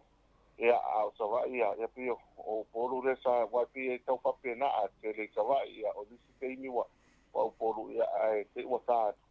ia ele ai o le awa mo to le mai ele lo por ta to palolo le nam tau palolo wa o mai ai mar misela para palolo to le forma ai o du I. Fai o le palolo ia te loa ia te tau foi ona tau fia le palolo au ni te taina palolo ai ua whānoa noa palolo ia tātou tā so o lātou ia ai tele me te tā ma te tā ia a toi whākaunka o vai nunga kaunka ma le ka so o palolo ku palolo se io e fongo ma a kongo e mangui ai ka ko a misela ia te loa lewa a le sisi me ia la tālo le POLOKALAME masani mutalo tai ia o lewa o tātou sautsoi lea e pio na whaelau atu ia e le manu malo ai e tātou ina e lima se lau tāla ia ai mese fo ia e le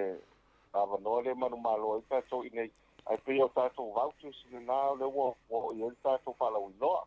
ia o te minei o le mata watu lungo tātou salts ia whoringa mai e le o maua ia rava noa ia pio o le whaamani e ina fo isi sio tātou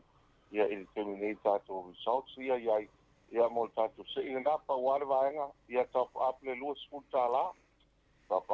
futala pe sili atu ia o le avanoa tahua le e maua ai le avanoa e te manu malo ai ia i tātou voucher ia o le lima se lau tāla Christmas shopping voucher na e manu malo ai tātou lo i pafo ia ai maua ia o whailonga lua tolu whārima ia e maua leo credit ia ta i se lau tāla ia tātou ia le receiver o mātou ia i nei Samoa ia e maua hua i paian whai eli keira ia manisi o vaenga ia usoange ni telefoni a maua le lima se lau tāla ia e maua ila o shopping voucher na i Australia ia o se tasi leo fifianga a lea whau uman whao ia lo finangalo to le poa ia le shopping voucher lea mo tātou ia i nei ia a tono lea whau ua manatu ia e tātou company ia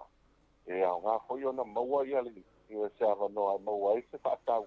ia mo tātou ia loa lalam papa au i Australia wai e whaikota hua o nei ia ai pe o le māna ia o le nisi vāng ia o le maua fo i se avanoa e maua i whaatau o tātou o tunu mai se ata mam tina ia i le nei teimi o le aso ma teimi o tausanga wai o kua masani le tunu ia i lele al toloa e ma au le vai e le whailava na ngalo i saura elu ma sue mai ka malama ia e ia te mi fo tātou ina e a fo usu li tai au le lima le vave au ia e wi fo tai e la fiafi e ro i loa tu tātou ai nei a o ia ki tā whainita e al te mi wala lata lo ki si mas papela o ia te whakau ia pe lako si tupe ia pe lafo mai tātou credit sa mo nei ia al tā ua le na pe foi na mau ai te avanoa ia e mau ai foi se whakau mo tātou ai ngolo alalam papa au i Australia mau te lau tāla credit nei ia ono le tele foi o niso whalau o whanga solu te nei malanga whalo alo ia whaftai lewa tā o tu loa i le tā Sky TV la mase tala tātou TV wal mele nei o lewa wa taluana e mai le penga faule le afo le tito TV ia te vai atu le komumu o niso o TV ia le sa sanga le mu lava o nanga titi sa por sa papia o me se voy analog ia me tito TV ia po le asui a to ia la tu TV ia mo tato Sky TV ia o talale na va tu ia a mo popone el melo le ai le la ga i luma ela o tupu pale tono mo tātou TV wa ele fai mo fie foi I. ia o whainga o tātou TV stations, i local TV stations, ia, mai bio I ai tele na tua i eile antunu. Ia lela wa pasi nei e tai skulu walu ase tongi le masinga. Ia lela wa ia foi na TV wa pali foi no le ia. Ia pio lewa e alu te wa le paiona ona ko ina na fata tsaia ia ma fa solo wa a foi tauta ia poluna le va ngai tule mai ai. Ai o dato Sky TV, Source TV ola a pio ta uala le na o le ala o taimi o misela o le nofo le fale tamaiti mana nofo le tina le fale ia matamata le Filipino le ata Filipino tina matamata ia cartoon sa tamaiti ia ai mesa le telo news ia maua e fo e tama ia nisi o mea lo tupu li laulangi ia pio tau o le tatu Sky TV ai le toi suien tatu TV Samoa pau ale vaena a tau sa Sky TV ma whapi iloa ia na matamata ile tele malana noa i POLOKALAME ia e lunga o tātou Sky TV malanga whalalo. Ia, LENEI wa o te loa su valu a feta la Samoa ali liu tupe Australia pe a mase meo le sfuru a feta la Australia sfuru a feta la Samoa a le tau le mele le lua i tu la i tu tonu sini Australia nei i TV pe a le aveso POLOKALAME vina le lua i tu la e iwa se lauta la Australia e i kopo se meo le afe lima se lauta la Samoa a fatustusa la ia le lua i tu la lea ia male masina le ia matua tangata lava o le mea ana tanu fia tatou Samoa tangu fia lava le tupe le su valu afe mo le pe afufua i pisinisi wa te lefo lewa tapa fo ia le malo ia po ia mo meo fina le se vai pe fia se tupe moa ia taru sia ia mawhai ona whauau au nanga na TV mo levan tau tua ia Samoa te lo fa ia o whainga ia o mea le whatamali ina whai ia o te loa le fuiwanga le mai fui le sui le ia le mele le tito le afina le station le ia o te loa la vala le waso lau pule mana ia alu tato TV Samoa lea o ta o tene le ta GPS Pakai ia o tāua tātou GPS na ia o le tau whaiale ai mo le mawina po whimeo anga i eile le tātou na foina i ka vale ia lava ia so le foina la vivea ia da vai nga foina o tāua le wa ia to te lea ni so whapi ia tātou devices ia mawhaina longo mai fo i le ona ia po nga tolo ainga le lunga asa lo ta vale ya ona saulo le alert por fautuanga voi le fa manatu mai se vai follow ta vale na lo o valus fulu le ya maila o to tela la o compagnia a po e longa mai ya o e tu longa ya io le ono fulu lo ya sa ya ona fiti tu vole o le email o le por message o le mfaiona ilo ai o sa ia o le tāua la vaenga le afa pio le fe wai se so lo wai ngai o se spray fo sa company a tax a vai to lo over maleono lima ia e fa dona e bili lo le driver na po tanga tele avia fa mole tu lalo le sa o la ngala o la vili le mal fa malat ele lope ke vili ala wo sa wa pe wa ai me sa la to win fa ngal po Atua ke o ifo le ao ele mo le se mo o la vili le nai to se fe mai lo no so fua ia ai mese la me to tino va no ta vale le patau ia a le ta o ho le na e ma fai ona mau ai foi po pele me le fel wa ia la ta vale ia o le me vote o le patau ta tu ta vale mai tu nei ia ai te vili mai na e fa tanga te nei ia le sa o walu de lot le sa o de lot o ne ta au ia ai tango siaki tu lungo tātou website ina ia ana te firma ia loto le o to le tu mai tu aile ta fanga tātou tawa ia lo ta ala le na o vaenga le e a po e morti le fiel tātou tu no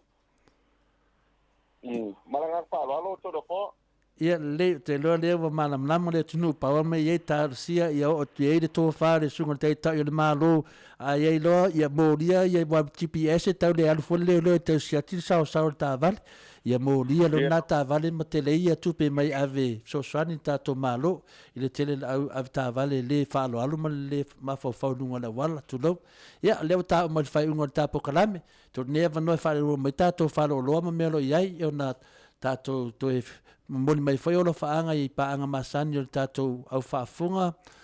finale lo ftelenga mutal Faftai ya o le wa la tai silu yo le tato pokalame nga ki foi malenga faftai na te famna to no lo fa le olo le tu tam tau le el tato ofisa e fa ona fata wina yo lo el special of anga sol nei na wai ya lista tu telefoni ya malite malana lo ai tato promotion so fanga sol terminate ata wesa sim card ya ma e a fo ya nga ya nei pe a fa piolea se sim tato ainga al nei TAIMI mo le tu ya lo fanga fa te tele lava le malo tato tulu ya mesin lango mai tato company di sao e as what foi vai malo puenga ya e foi ya nisi vaenga le tau tua so tato company wale tau tamali la voce upu wala fo le nei FIAFIA ya malo avi fale to finangalo mo le tu ya lo fanga ya e ona le tua e mese io si tatu tunu fa pito tamam tina mantua ya talu si ia tatu talo ile tua ya le nei nga senga se lo afia e tatu tunu ina ia vave ona ruese atu ya e mese fo ia le telo fa pita uli ya lo fia nga ya mese alo mfanau a mo le tolo fa nga ile mfunga tapa fa sina lo fionga tole form ai ya mo pelo so fua la ulele ya mese tau toina so tatu tunu pa tumu pele tua la u tu ya elong puya li ya le mamalo le tunu a mese la fa long no pia mala la to no Australia al TAIMI pa no le pa so pulenga fa tai tele mo le no pokalame ya paso ya ia langanga lavana tasi la ftelenga mutalo le mo le te foi le fa tai tato pokalame fa ia la u leo fatau va e fai mafonga le sunga ya ai nu e me se foi tato pokalame nei sini Australia mna u fafonga mo le atuale fa tai tele lava le tapenanga nai tantalanga e me se foi le ne fautuanga mo tato misela ia le lei lava o le tele lava o fingota tele lava o sulu e mawai fingota le lei o tele for tato fasoa ia atonu lo whalongo mai nisi o lo ia mea lo whale tua ia fsoswani mo le kiwana nei wha ia pamanuia tele le tua ia o nanga lo e tapena ina e mese foi ia le lo saunia o news mo nei tangata mātua le whafonga anga i so se paipanua lau langi e fia tele tangata e whalongongo I tato news mai Samoa ia e mese foi lo o nanga I tato titi sao patasi mai o nanga lo whai tonu tato e kāresia e whakasai tonu I whato ia manu nei tu la ia o pamanuia le tua I ngaluenga mon vas fo ia famni fo de toe nei poi of telenga multalo e mese foi le ai ngali ai tato toe filo le fa yaso nei TAIMI ia fato faso I fuatu tato pokalame sini I of telenga multalo choi po punei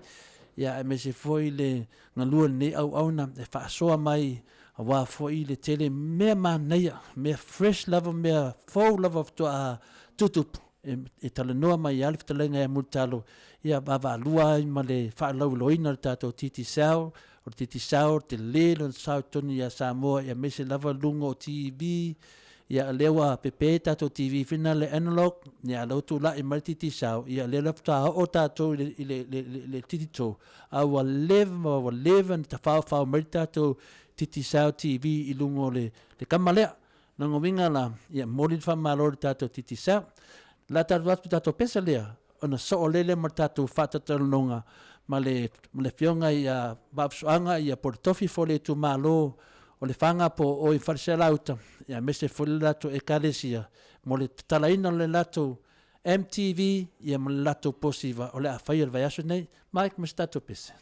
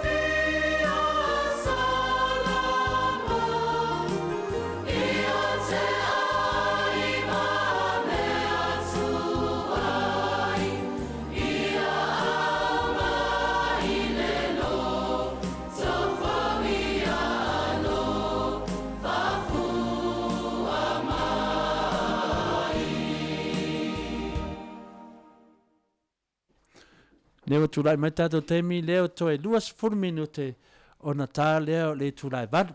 Ia le whawhonganga le tātou atunu I lunga le internet, a mese fori tātou YouTube, a mese fori whawhonganga le tātou atunu mai I Samoa. O lea ua tū lau le ele a eto tū lau. O lea ua tū tātou nu mai ana pōn malanga mai tātou ekalesia kākoliko mai I wharisela uta.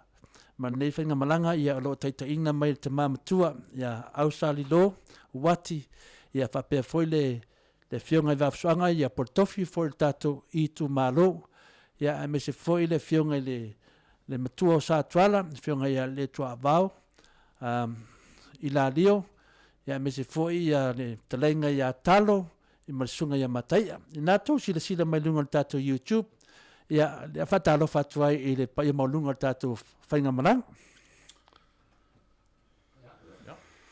Whakalo whalo ia kumia fiafia. Whafonga. Ia maulunga whafonga.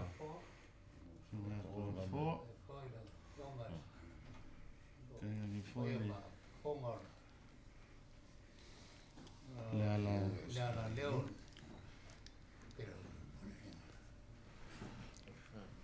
Ia te leo leo tātou I lunga I le whaafonga mai foi I masani mai tātou POLOKALAME. Ia o le nganga maulunga lava. O le tātou tuturia le awal paipa. O te leo leo to e tasi le vai aso na whataunu leo to wha moe. A le tūlanga leo 15 ngia te ia. Mai manino lava. O rau tau CD por tau MTV por tau Blu-ray. Lea le whapea e tuwhaina le aso lea. Whai moto mea lofa I elo a wai le aso le nei. E mawhai ana tā se pese le tau se pese tasi. Salo le nganga whaptai, fionga lau fionga le fona maule nei awa noa. Tātou te wheloa I lunga le. Nei whaare si whasa lau. E le voa whataro whatu ta mao le kālesia. Ma whawheloa I atu fo le. La tō lo a fioma papa au le nei, tū le laulangi, Australia nei. Ia misalo le whaafsili ma le whaamoe foi. Ua mātou malanga mai ai. O le kālesia nei whaselauta. Ia le whaamoe lava o sa mātou lontinga le mātou siti. Ia ua foi sa mātou sa ili ngā situ telen. Ia ua le whaamoe le kālesia. Ua le toi whaale leia o le Maota tāpua i o le kālesia whaselauta. Ia o le stalo mai lau fionga e pē mawhai o nā. Ia misalo o lo ia fa mo o le afala lo lava le stol sfuro november le sto na yo vas nei ia msalo le atala lo ia la matu siti ma la matu tvt ia ma la matu possible lo fa mo e le aso pe atatu le lo fa malanga le le tua Le winga le whamatalanga I lau whionga le matua taulangi lau tofele tumano. Pe la tātu sina pese o na fia sila mai fo ili ma manu le tunu. Pe tusai sina pese lava taun wha emo mai. Ia e loai o le tātou MTV o le atu whaina I le aso matala lo ina. Pe atu sai maso. Salo mana ia fo ile fo fanga la fionto le fo e vavi fo in fa la ulo atu ile fa mo le kālesia wala fo ina ta wasa mamau mai. Ia wala fa mo le vale. Ma le ngang fa ron. Mike, ja, mas tātou pese nā le e kālesia I whasela, se mai mo fori maru le tunu si ngā vaenga.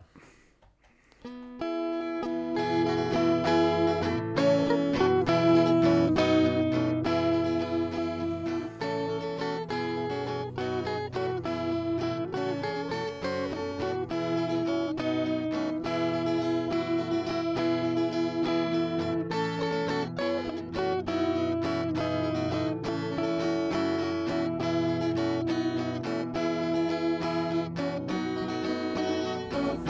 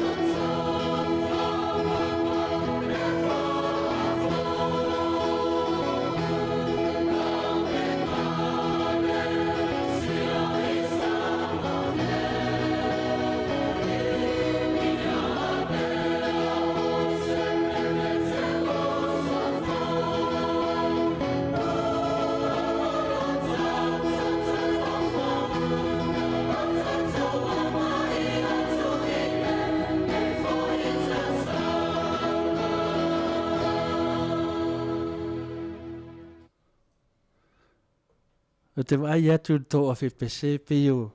le tāme e ki taura ia pese o le tato e kāresia. O le tūlanga le te moli mau atu le tō whepese. Moli mea le mawhai e ki kala e lua. Ono tā inga ia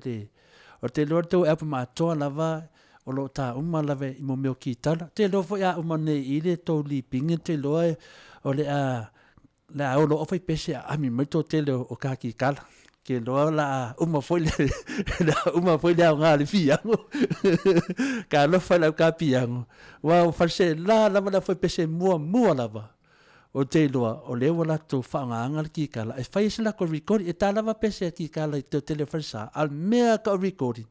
E le tō whaafunga mai sa mua e le pese tā ki kala. E whaalonga mai ping ki kala o le wila. A o ki kala salu lava lenga sasa mai kako fai pese. E la tātia le tato pese. Se i tō e tāsis pese e whina le ono le tato POLOKALAME o Maota Viiga. E hao ana whala uloa se pese. E mo i lava e tō te nau mo le aso lea. E lei fo i le ano o e umalo moni net POLOKALAME. E fia lava lato i pese lotu. Lala le tau sanga o tato POLOKALAME. E la tato wo olo le tūlanga o le wha moe. Ia, mani e pe la sau noa ia lau whiunga tofi o tato i tu malopo ai e sau no mua. Ia, e toi whaamama mai ma toi mori mai le awei mo tato au maa whalau whaafonga. Ia, toa tere la wharse la o i tua laulangi. O lo whapena toi tabili mai nei lato a inga o lo i tutonu i sini Australia. Ia, tau tua nal malanga si o tato nu. E le se nu o sesi, o le nu o tato. E toa tu ielo whiunga i le matua sa tuala le toa vau. Pambalo whaakai lau whionga kore fua mo le awangoa. Maka ngō fia ua maua fo i ringi eiku la. Ia e ala le au nganga le kiwi whaasala lau fo i po le ALALEO.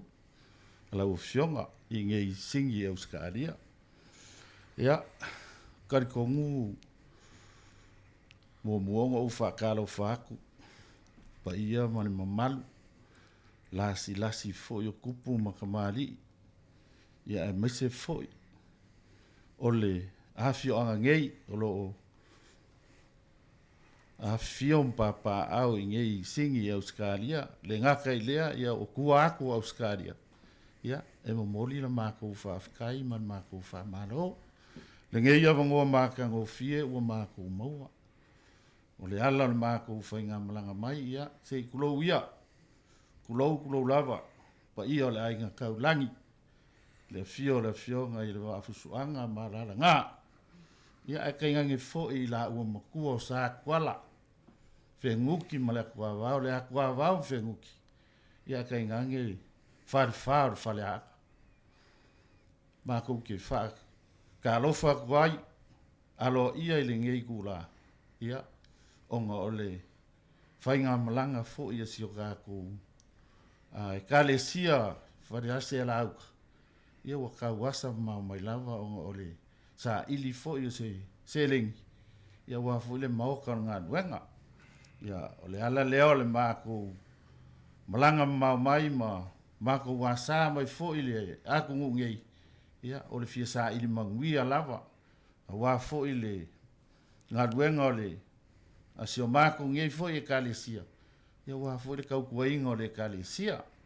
ia le nganga mongi leo le mako o mai le aku ngei o Australia ia o le fia maua lava se soangi ia o le karango aku ngā male whaalawilo aku ngā ia o le ala fo ia le mako whainga mlanga i le ngei kula FIAFI ia whaafkai kele ko le foa mo le awangoa Te loa le whaafonga mai le pa ia mau lunga ma le mamalo le tātou a whianga i whatsela. Ia tu atu ia le tamamatua ia au sali lopo tai for tātou mananga mai Samoa ia te ori tama ia te loa o fia whaafonga mai si o tātou nu i toi utai o tātou e karesia i Samoa.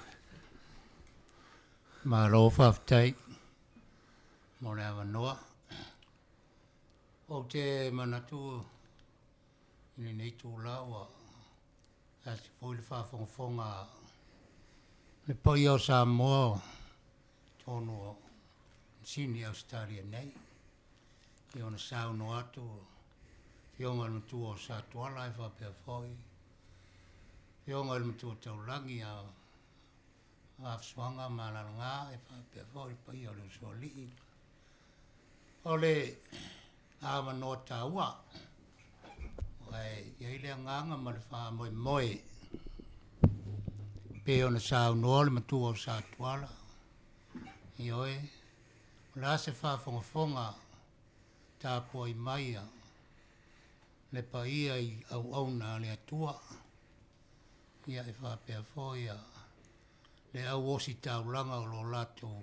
whaiwalo filima o si o taulanga. Ia e le ngata fo i lea. Ia e mai se fo o le whafonga mai. O ni paolo mani o mātou ngafa. Tau malo. Mai se fo o le paia o lo tātou nuu.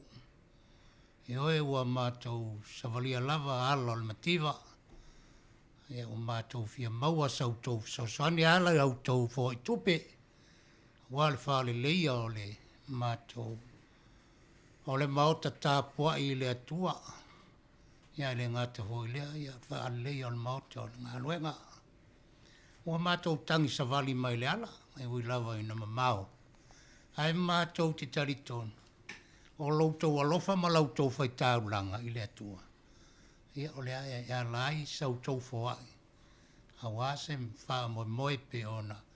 Au wasa mai le matua sa tuala i whapea foi le pai o le ain taulangi.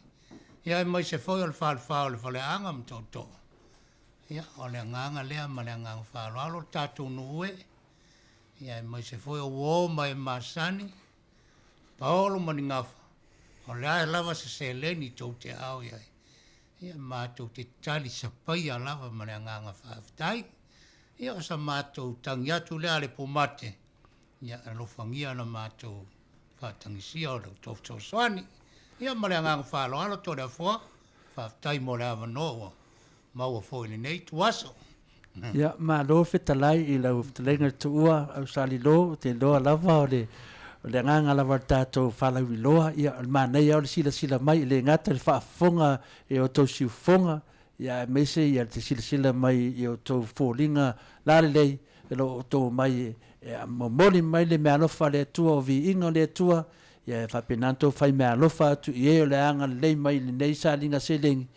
Ia e mese lava ia maulunga le VIVIIGA le atua. Tua tu lau nuai lau. Lo whionga tofi o le tumalo. Ia wafo ia sau whala i au. Ia o te loa lava ia o lo whapena lava o na eli le nganga pa ia. Ia loto le tātou nuu. Ia whapena tātou awai. Ia mwhalau loa mai pele aso o le vaso nei. Maro whaftai lewa noa leo whionga to le fōa. Whawhelo e tfoile tāpua inga Samoa i Australia nei. Le whio sunga i whawhenga inga mō lātou wharitua. Ia, a me se foile pa ia mawulunga o le AFIAFI i whatse la. Ia lewa whafonga fo LENEI FIAFI sa unoanga ta mao le kalesia. Ia, le nganga mawulunga na wa mātou fia maua se fsoswan. Ia ona ua le au le whaasosoa le kalesia. Ia ua le fia whaaleia o le malu tapuai. Whatse lauta. Ia, me se fo inisio ngā luenga tono le kalesia. Ia, e tu sai foi mal whaafsili mai alau whiong to le fōa. O le whaamoe o le aso 12 November. Ronga winga o le aso tona i nei. O le a whaataunu i nai le whaamoe o le kalesia whatse la. Ia, vea foi LENEI awanoe. Whaatalo whaatuai foi. E pa ia maawurunga o le tātu i tu malo. E foi o lo papa au i nei Australia o lo tu iatu mulpanga ma. Tāpua i atu au alu whaiva fole au na warta wa veino le tofi o le tumalo. Ia o le whatalo whatu foi lo topa ia ma lo to mar. Le fio le aing sa tuala ma le lato tama. Ia, la le tai tu sa vainu. Ia fio le matua taulangi, fio le tua sa tuala. Ia, ma le maru le whale an. Ia, e mai se le au whainga le tofi le tua whatalo whatu. Ia, o le a foi se tau sila mai le tau veino le tofi o le tumalo. Ia, o te wha marurua te fo. Le ase ngā ruenga ua mwhai e loto au na whatau wa. Ia, e le i whausia loma i se aso e tasi, e tātou te wha moi le ngā ruena manga le atua.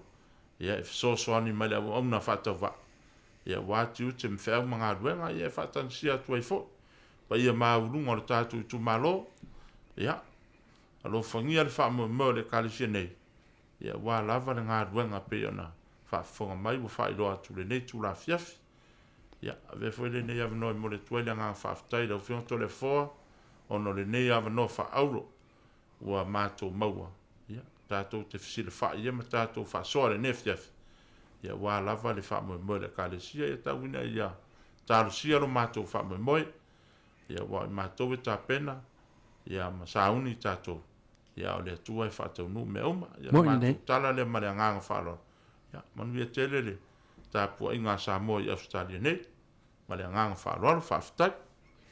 ia marole sa noa i lau whionga le tofi le tu malo ia poro whionga poi whāwhianga le matua tau langi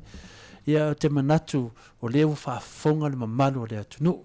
e le ngate lunga le YouTube i Amerika, Alaska, so se mea lava ia mese foi tātou New Zealand, ma tātou Sydney Australia, fiti po fea o ia ili whalse lai le i Jose Mel nelo langi, lewa latou loa, latou album lona lua lea me lungo penga whtau langi o le. E kalesia lea o tau, o walau i loa lunga le YouTube, le maa nei o VIVIIGA o le tua. Ia lea foi wa sauri swinga na wei nei, wa sauri, wa ki kala, a wa le piyangu. Ia o kou whakua fo sisi makaki a fo, ia i le kulanga le mo recording. Ia wa ko maia e le nga o piango e kai pese loko e ka fo iki kala me leo malia fo iki ia leo ki kala ia tulanga na o melonga lua ia tato fa moi moi ia o leo sila mai ia o le man matifa ia te le lopa la sisi upu e fala ai wai le tato fasnga inga le nei afia taua ia am ia fo to tupulanga ia wa tupu ese me fa pea le ngata le atufa atu ia VIVIIGA o le tua ia ma se me alofa foi wo toa fio ma tala mai au mo moli atu i le anga le mai ia au le TAIMI le to mo dia e sisi me to te fina ngalo ai manuala mota to 5 minute te pisa no mataya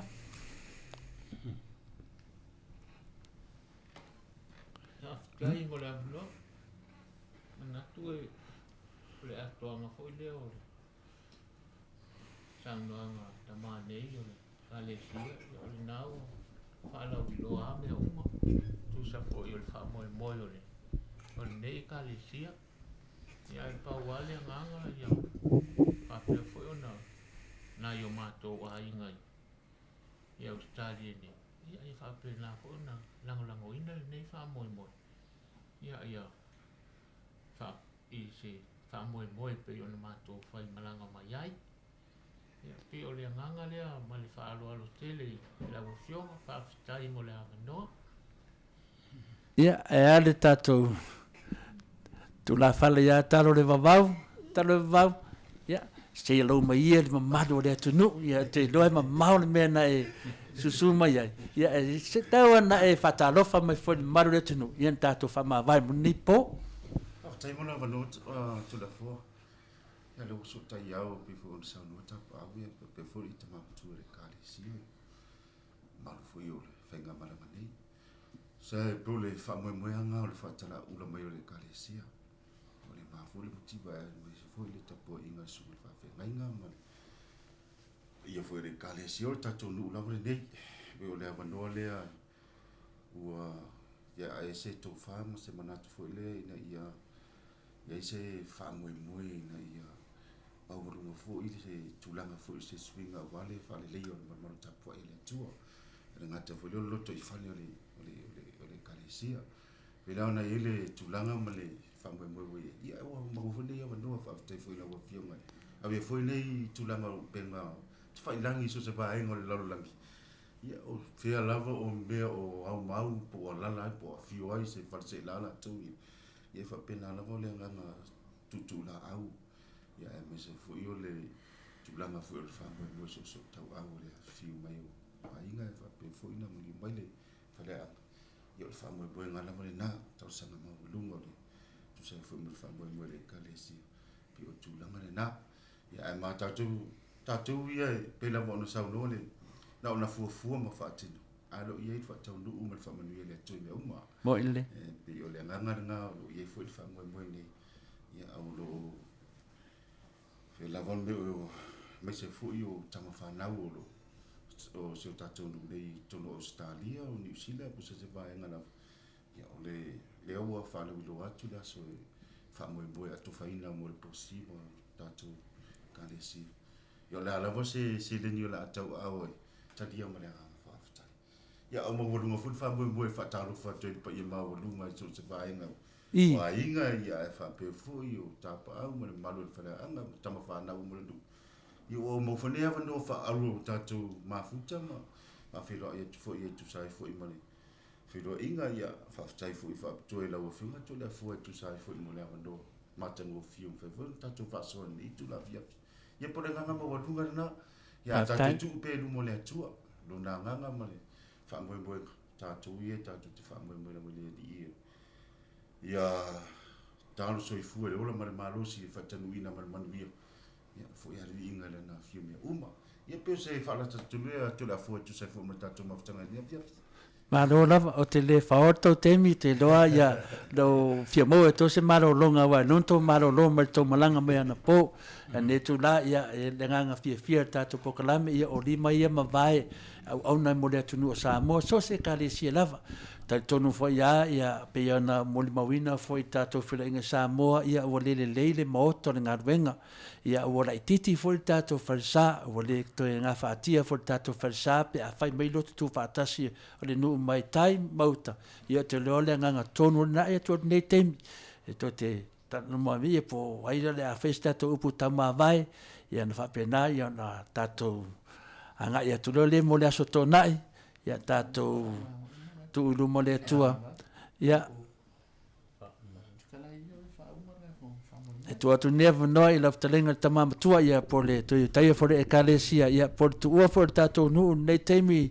au sali lo wati ia mo si uputa ma vai au fa fonga fo ia tato te lovo misi mai a fasela o to fa petaro fai nei to ina o mai mau lava nei to ina mai o fasela de masan ia te lovo dua malanga fasela tai to a o mai ale malanga fasela uta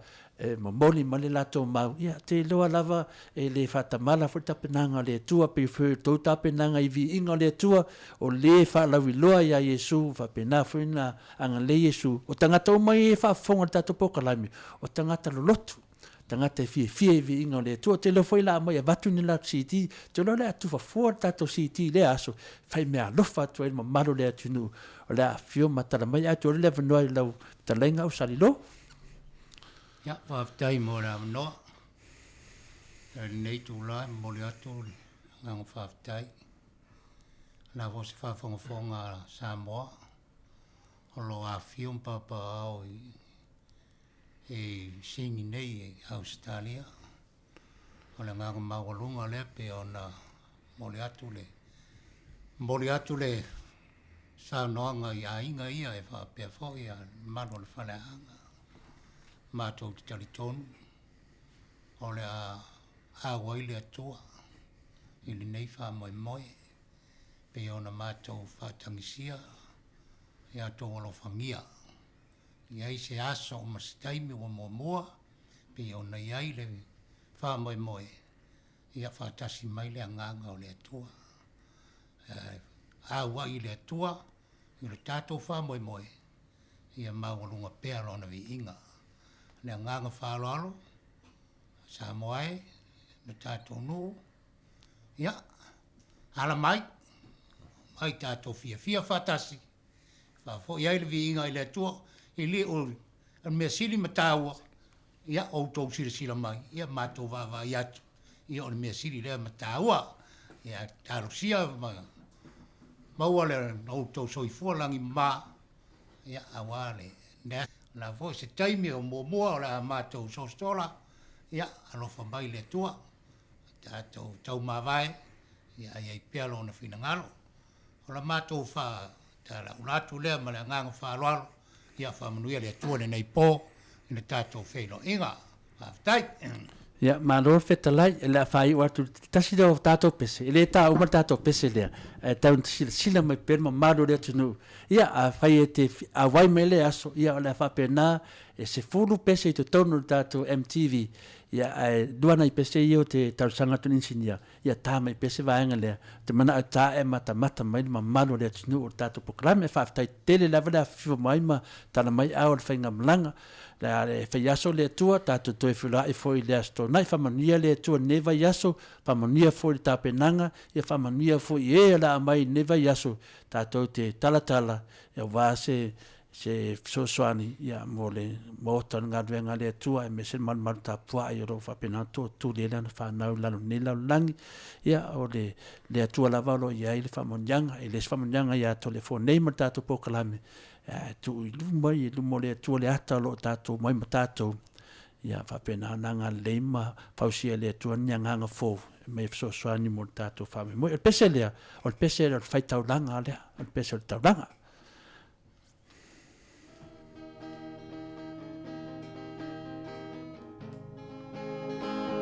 Thank you.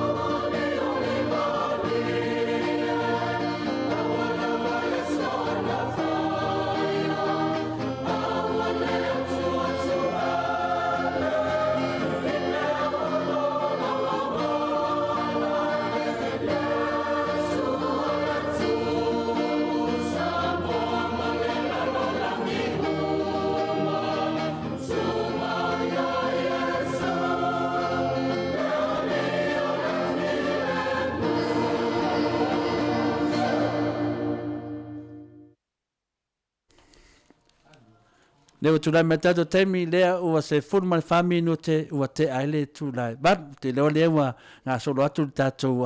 amalanga mai fa se la uta ia le tato se tu disio tato pokalame fo ia fa pe nafso ta ia tu Samoa alo fa tali mai le pulo le Go FM ia le fionga i le usoli ia po le fionga fo ia Atua Crichton ia ma no na so fu tato fira i la stona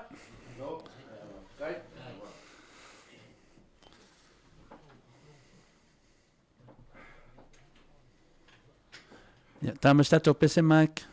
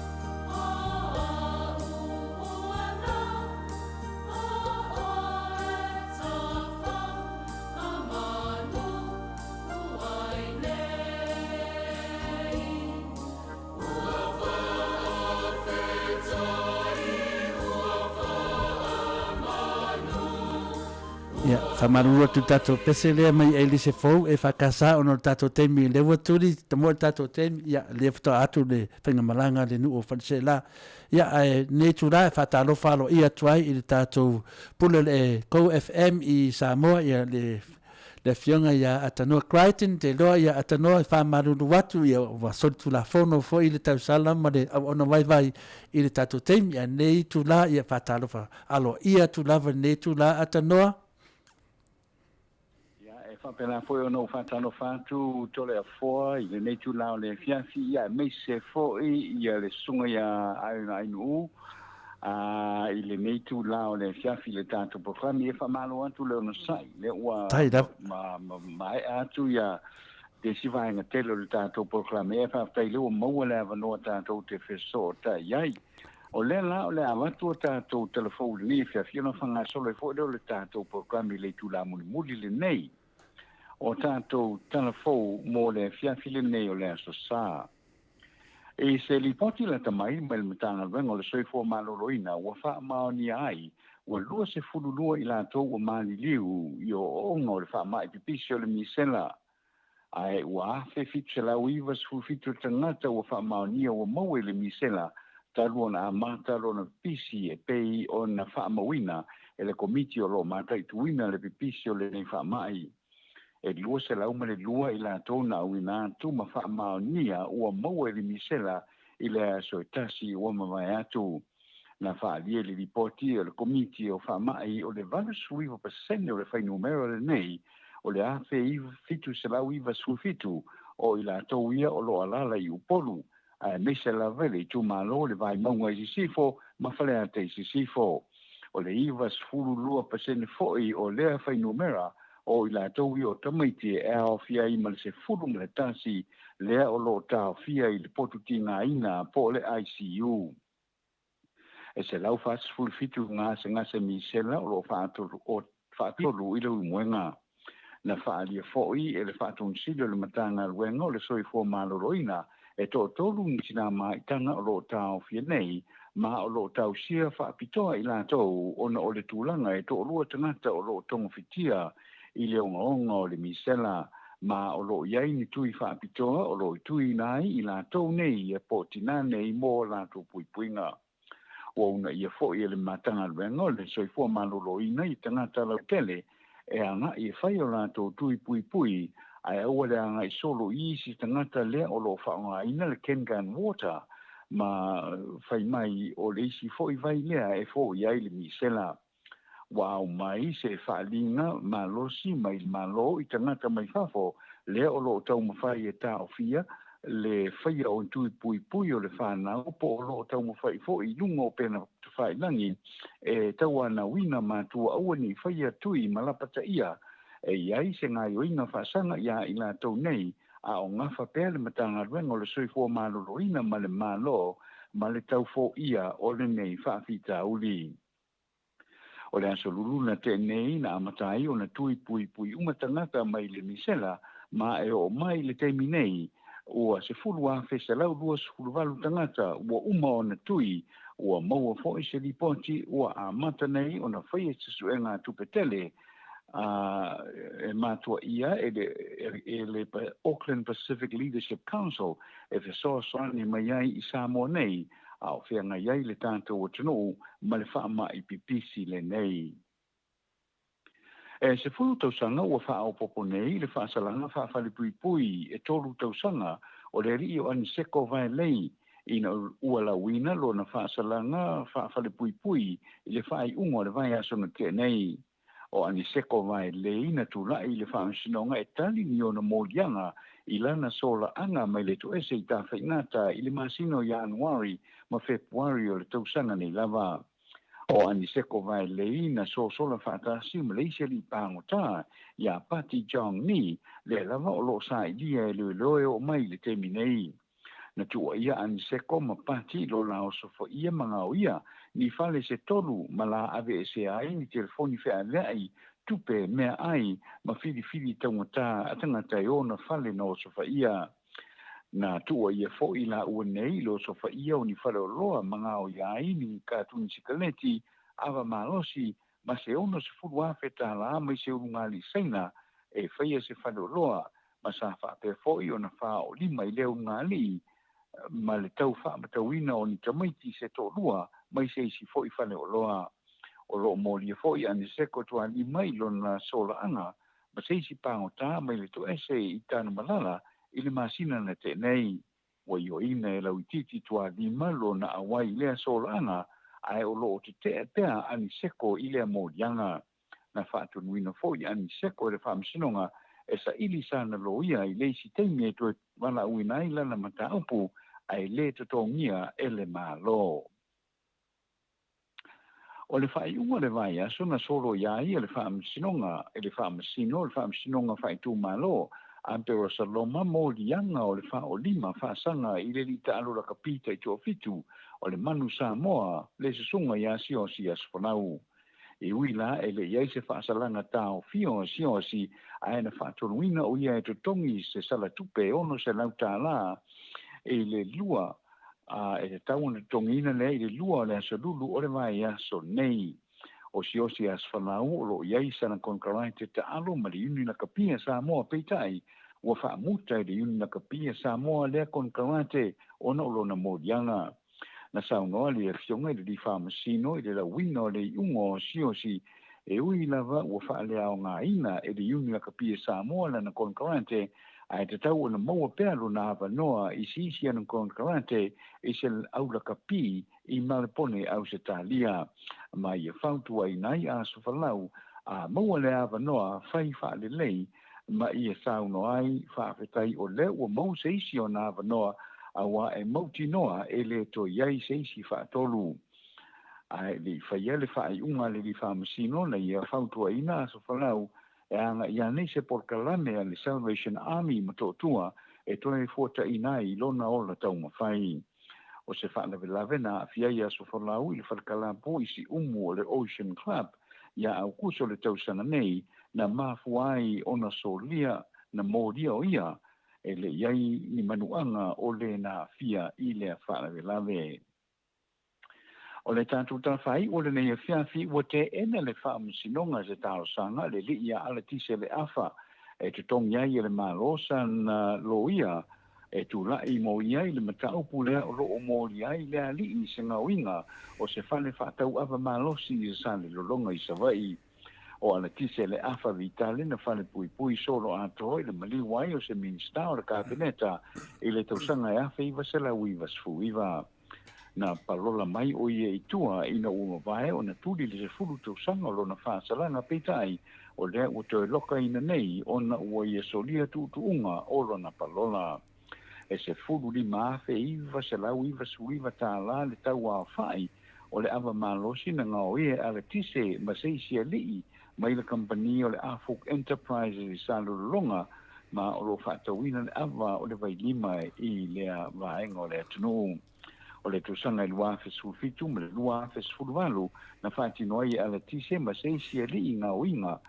e lua vai aso na tuatu e le li whamasino i ali a taua Darrell Clark i a ala tise e sua eisa na lo ia e tu la i mo ia. O le isia le i a whanga i tua a New Polu lea o lo mo lia whaatasi ma ala tise o lo te e na pea o na mo lianga ma o ia whaalia foi i le li whamasino e le mana o mia ia sana lo ia. O nisi na o nai taro mo whaino tū whaatasia, wa fwoi le whaafonga mai o le tātou o tino, ile nei tū la o le fiafi. Mo le atu whaafitai tere la wafionga atano Crichton, tu sama le longo po ia li ina o le mamadu o le atunu, ia walongo whaatutuila le whaafonga atu o le atunu o e oro alalam papa au sini Australia nei, ta pena ina le o tātou talafou mai Samoa, ia o le afo utam whai atu o tātou talafou i Australia nei atanoa. Ia usi mai alau whaafonga Samoa ni sine o tātou talafou mai sini au se talia. Walata ile lima se laulawa ma Maota o ainga wa afia ma whaatama ia i mala whaale natura o mu ma malaya i New South Wales. Whaapea le tasi le miliona ono se lau eka o whanua wa whaatama ia ina. A o tau mawhai pea le au tinei mu e tau tinei ia nei mu. O le tau sangata luaina o le tau su fitu Maota na whaaleanga ina. Tau sanga luafe su tolu luafe sfulfa. E se lau fase fuluwalu. Ai o le nei tau sanga ua faisi sawa sawa o le malo si o le malaya. Whailoa mai e le minista o tupe whaapea leo leo ma whaalavelave whaafuasei o le setete o New South Wales. O le aiai se fesoasoa ni tau tupe mo ilato ua afia. E lua se lau. Lua se fulu afe tala o le atu ina atu i se tasi o whaala potopotonga. Wofo ina atu la lato tautua. I le toe fausia ina ai o fale o nai a inga. Se lau ono se fulu afe o le atu ina atu mo i lato. O e ona whanua ua whaaleanga ina. A wale toe whaamama ina. Wa tele le whaasea o nisi o le mamalo le atunu o Australia i le ali i la kapio Israel Folau. Isa na launga whaasanga atu i mua mamalaia o loo whianga iai le mamalo le atunu. Wa ia whaapea o le malaya mai le atua. Ona uatalia e au se talia malana whainga malo le whaipoiponga tusa. Ele i umile launga o ngā le halii. Ai ua whaitio ina ai e le toa tele o tangata. E o lava i e na langolango ina o ia. Wa matuale fiafia lava i upu na tautala i ai le asui. Ele o se mea fau. Ia muuma malai o loo whianga i ai le atunu. Ona o le fesuia inga o le tau le mātutu ma savili whiangia i solo. Ai wa malo si fo i le whatamala o tangata na mafua ai ia mu. O nisi upu a le ali i wa vavalo mai ai. Wa whi talai mai le atua ia au se talia. E tatau o na salamo. O whalau wa whaate ama le kapia au se talia ona o ni whamatalanga na ia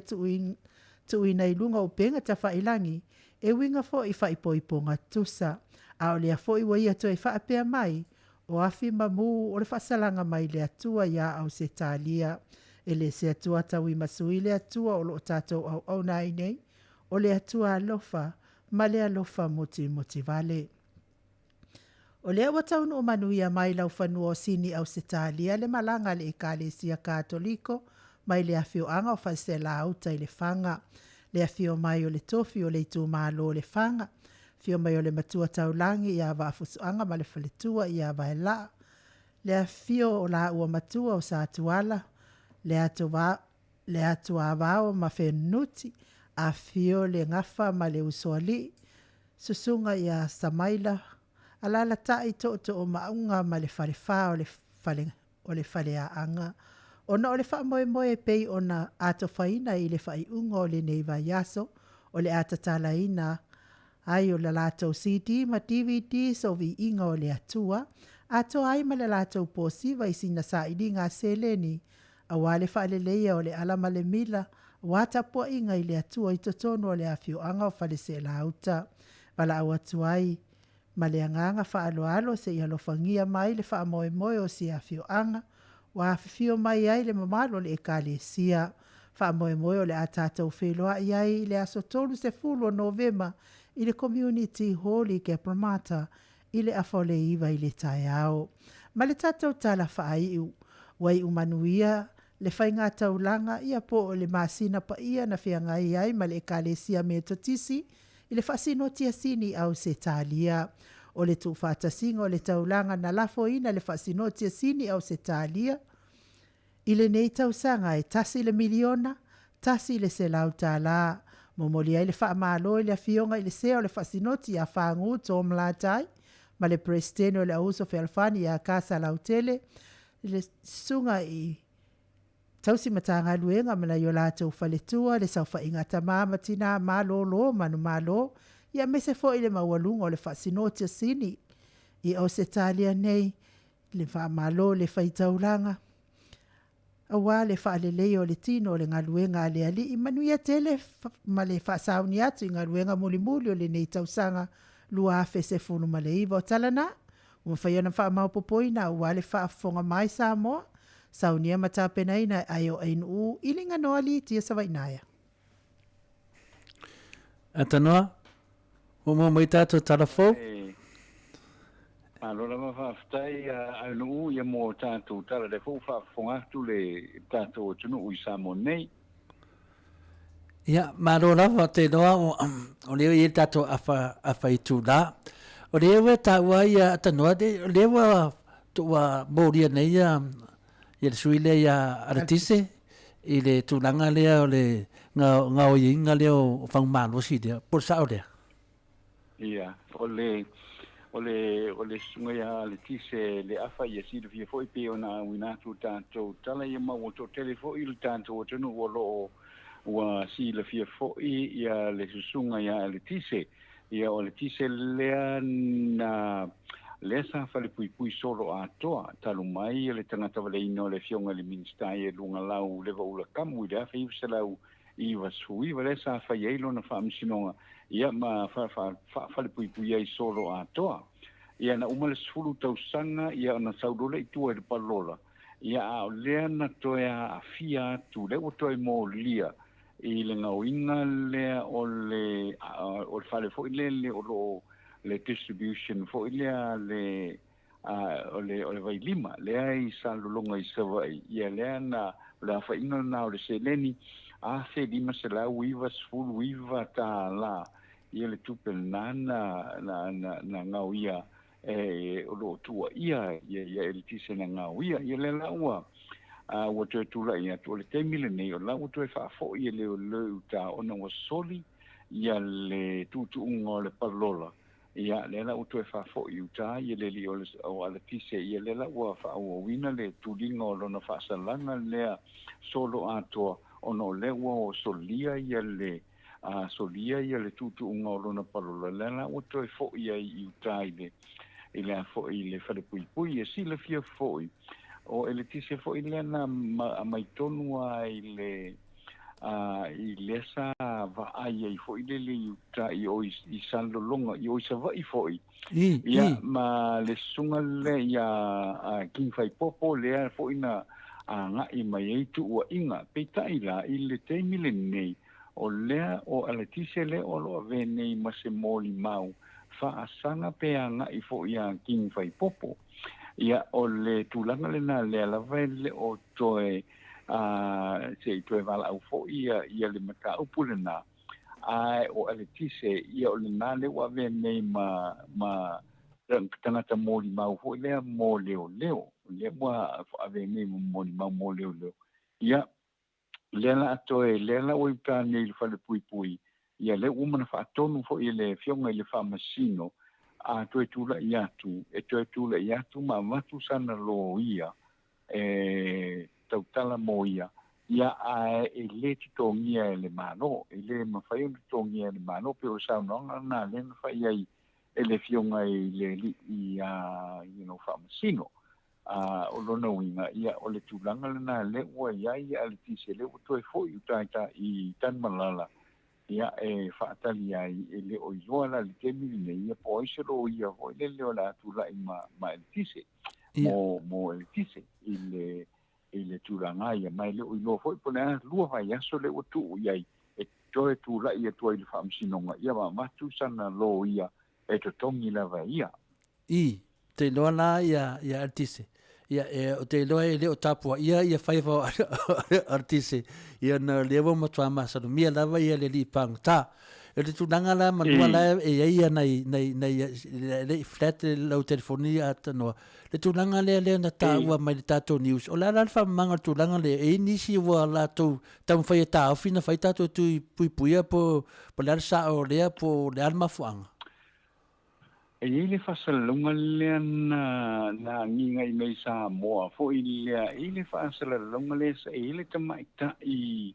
mai Australia na fo sai lunga fo o totala fo le se tamaita I mo sau mai na Australia o le una ia le tele o tangata fo le ana fasalunga lunga o penga ta fa ilangi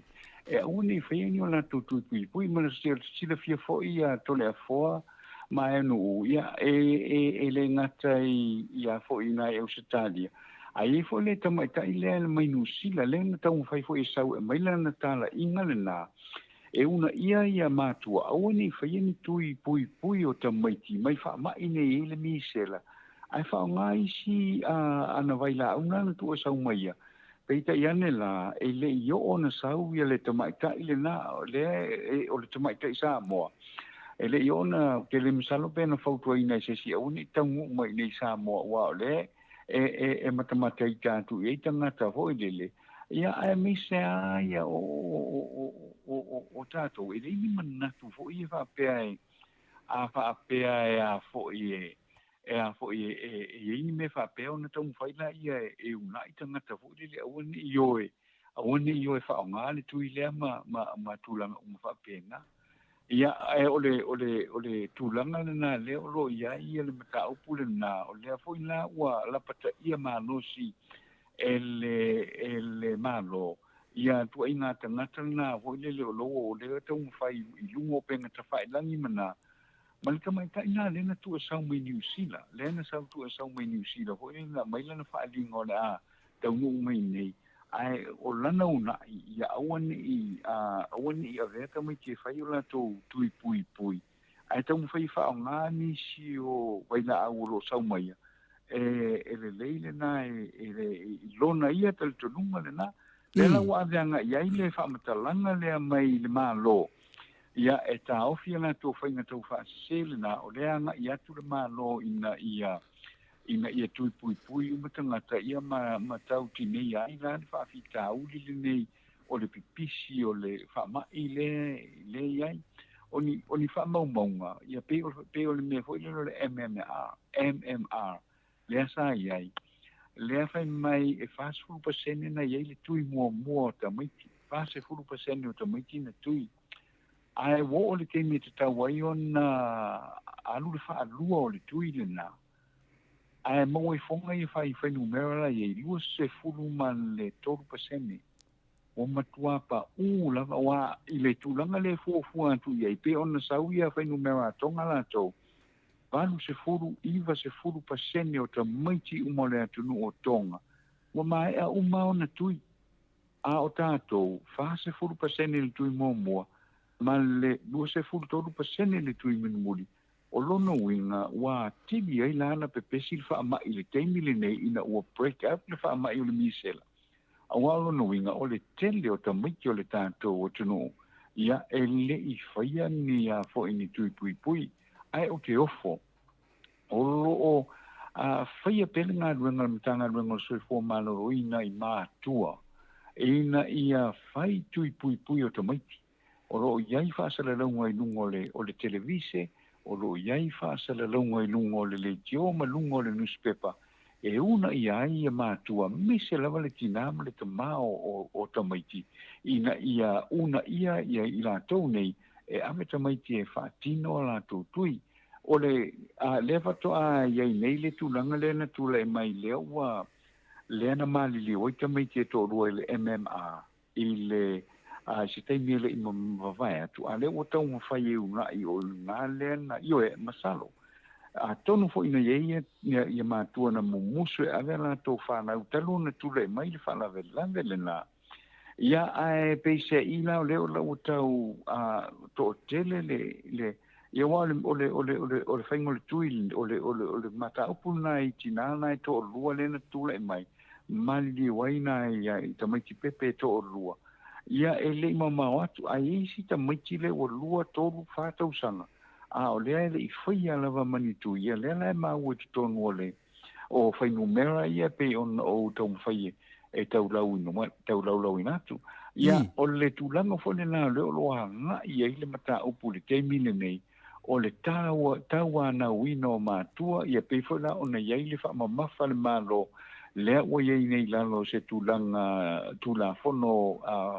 i se tūlanga whaavave ia po le state of emergency le ua iai le tātua tunu i Samoa nei ma ua una ia umaloa ia tangata e whai o lātou tuipuipui ia o lesi whale tonu leu te whaalongo atu iai tanu mai nā le una ia o le a fo i o tangata uma e o whai tuipuipui ia ua iai nei tangata mātutua fo i lea pe ona iai se mātutala noanga i le māteti i funga lei le tae ao le aso vareile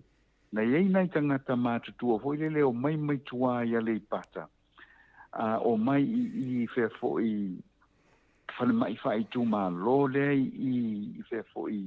le i piula i ngai lufi le i sāwa noa tu sa o mai lo i pia i lalo le pulu le tai le fau ai o mai fo i ai whai atu mali lie e le whai ane tau tui na o tangata na o pepe mai le ono masina i se fulu iwa tau sanga le mātutua o i la tau le ua wha malo si nei le tui ia ma fafine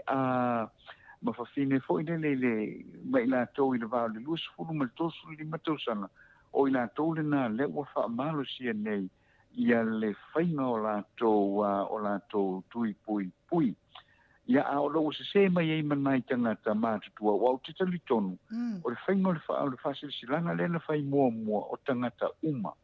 o tangata uma o le tātou o tunu o nea la le manino a whapea i dunga to le 5 tau sanga le matua o lo soifua ia e le ai ase me te popole i fua wa o nai e manino a sa matua ma losi le whatinoina ho i le leo o le tuipuipui na ua amata mai e tātou tuipuipui to telo le tātou o tunu ia mai lau o mlatou o mātutua ia o lalava o lo lava o malutia lātou mai le pipisi le o iei nei ia le whamai ai mo le tūlanga lava i o le whamai na le o iei ono masina e se i o i lunga i le sifuru iwa tausanga o i lātou na o le o lo whamalo sia i lalo le state of emergency le o iei e te tau o na whai o lātou tuipuipui ia mai lātou e lua se fulu tausanga i le tolu se fulu 5 tausanga o i lātou na o leo o matua una ia manosi ina ia whai o lātou tuipuipui ia mā ngai atu i no whanga e fia i tu tonu o le atunu ule o umo na whai loa mai ia e anga i le sui le foi sa o fa longo atu i le ia to fa multano i o tal no ai no fuanga o lo anga iai ia tanga te fai e o la tu pui pui o le foi la wanga i le matanga luengo le sui fo mano loina ia e ave ia fo ia tato ia fo mai ia amata ona fa tino le vaenga tele lea o i mo tele sala fai o le vai temina le nei po le fai mo le vai aso le nei le wanga ia e ave ia le POLOKALAME lea i li motu tele sala fai ina ia fa pe ona fai uma tuio i lato mai le ono masina ile se fulu iva tausanga ia to ai ma le lua se fulu o tina i le tolu se fulu lima tausanga ina ia tau mawhai ai pui puia o lesi vaenga lea mata i tuina hoi lele. O lea ui ai le tapu hoi le tapu aita maiti o na toe ave i le on toe malanga i vaa i o anga i sa vai. Le lea la ui e whasa hoi la i al vaenga le na. A pia i e sina i tangata hoi le matou tala noanga ma nisi hoi sai lungo le vaa. E tangata hoi e tinana i lore mele utupu. E matua whanau. Ona watu la ia la ufasa mai o e fatanga te i hoi le a le o leva na alu fasa longa le tu fai ona toe o ia ta maiti i le vale o se fulu i la lo ona masina ona toe feo i a watu nei sa vai ia o le si la complain fai mai ia a fa feni na ma to leva na fio sa vai leva na fo malanga le o ta o fa pem fai ta o fi mai fa pe ia o le me la vale ia ma losi fo ia le pui ma fo ile le ole feo inga le nei ia ba e mo ila va pe ona ma tu ta tu tala ole tele ole ta tu i was fulu pa sene o tangata ole numero no fai ta o tu mai afe fitu se la i was fulu fitu ole i was fulu pa sene o i nei le vai po ma i nei ia fo i tu maroia o vai monga ma faleta o la o lo tele ai o ke masalo o le puipuina la vale na ia one i o fa ma i one i te tele atu le pisi le fa ma i le feo i o tangata na o fa sai fo ia o ile anga i o ainga i o mata mai tira i tile ave na ia pia e fa fele ana lavo e sa no a finale atano e fa fe ele si vai le ta o le ken e po le le ngoli si vai le te fa no le wa te le po vai na lo maro lo ai de ia tato a le fa o fa sa me le malo a lo te fa lo te le tanga to man le vai le o le ken e po le ai le ngole vai ta sa o le tu la malo fa sta ia no telefone e pe on e pe on ia ile o le fo no fa pe na le fia sta le sa fa ia ken water ho le mai oi i vai vase a pe le fia i le fa matalanga le na fa ia tu i mai no official o le soi fo malo loina o le fa matalanga le na fa ia tu i official fa o soi fo malo loina o le vai o tong fitinga le fai le tau le ia po o le tamale e le iai se fa maunianga fo le manui ai se si e le ai se fa manui e le se fa mauninga o ia tasi lava e fa scientific evidence fo le o le ken ora le e ma fai ona QI le ma ile nei o le misela ma o le la fo ia e fina uma ia le official le soi fo mano ruina na paula vale le tui le wa fo iwa wa fa ma ni e so nga fa sai nisi e ma fai ona fo ia fa fita le misela o tui le la e fa nga ina nei e le official o le soi fo mano ruina e pe o le se senga le na lea o lo o iai ia ona o le whamatalanga na vai le mtanga luengo le soi fua malo ia ma le fionga le whaatun sibi o le tūlanga hoi le o iai se whamaoninga se suenga whaasae nisi ia wa whaamaoni ai e sao e mawhai o na kiua le a fo i le misela i le vai le ken ora ia le lava whaafunga atu atanoa nango minga la wato tele lava o li poti e maitua ia o li poti lava tangata o loo manu ia i le vai ia ai te loa tatum taupu na le la tala noa i le vai aso le la sau. Ona o le te talitonu o te fia tala noa te le ona o le au te talitonu o lo to telefo i le te i le kui lea. Sa le lei level tui sa i mo muata noa sa i le tui mo mua le tui e foi ia o le ia i level skale i lo lima. Sa tui e foi. O le peo tui na au tui leo sa o masalo mia tui. Le mena na lo te loa o se isu tele lava ne tono le mano Australia. Ona o le tamu whai malo e tui uma mato. Ia atua tele foi lau te ia mato ua masaro mia nei meo tui. Ia e taru sia ia. O te loa e se meo fia sau noa ai. O te loa ia ono tato teimi e lewa uti. To titi lava a pe mai lau telefoni leto e loto e tolu pāle toi. Ia e tua tuil nea vanoa. La tato e tala noa wha lenu ta upulele vai aso. Ia tua ti nea vanoa e te whato whama iai a me se foi ia mo me whioro whaanga i wo ma ainga. Ia tua tulele mnoa le whionga le tausala. Mo le whaamuinga tātou pokalame a tui ia le lau tala noa tui le vai aso lea le mea maa fuina mātou te i le tui. Ma lo whaftai le mātou le fo ia o na ua tula lata fo i le whainga le pokalame le nei tula o le po ia me moli tele atu le whaftai le whaafonga anga le tātou o tunu o whea lava se tafo le tātou o tunu o le whaafonga mai ai ia o Samoa nei lunga le kouwha moiva whaatesi ma le tolu simi au se tālia i le se lau tesi ma le iwa PACA le tio wha mo ia ele ngata i leo i nātu o lo MAIMOA mai i lunga o penga te whailangi e iai le Jennifer Foundation of Samoa i lunga le pokalame le nei o le Maota Samoa ia e mo moli tele atu le whaafitai ma le whaamalo ia i le eva mai fo i le nitu la fiafi le tātou pokalame ia e whaafitai tu fo i lau fionga to le afoa ia lau sunga ia anu i le nitu la o le fiafi ia mo le tātou pokalame ia e tonu ia i lewa sina sao wa le tātou tunu le whaafonga mai fo i malo lātou si le fia ia i nai me fo i tupu le tātou tunu ia nā te o na iai ia mau pele to vai le tātou tunu ia tātou mai pe mo le tātou tunu lua se furu lua ia soifua o mai mau i le outbreak le nei o le whama i le nei o le misela ia e tātou te loto vai ai ia o lo soifua pe lo tātou tua ia e te soani mai pe mo i tātou i teimi whape nei ia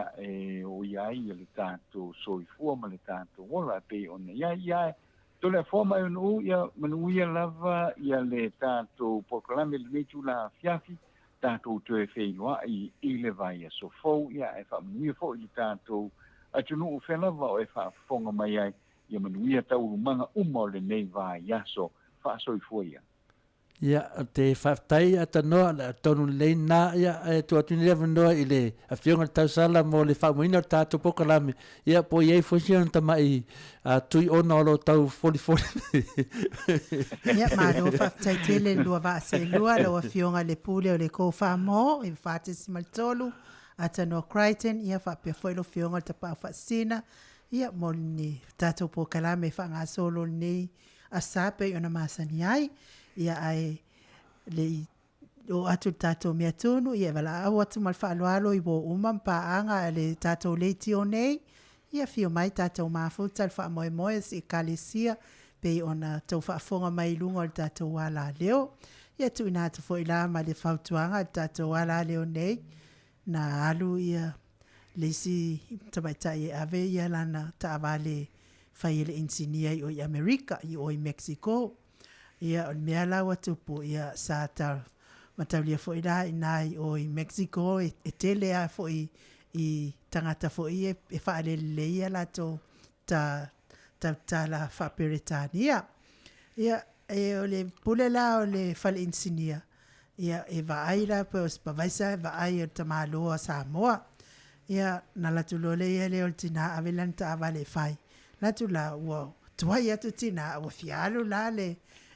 pule leo le fale insinia ia failola ia leo le Samoa lea i au Mexico ia a sau le tina le sau mai Australia mai lanta vale fai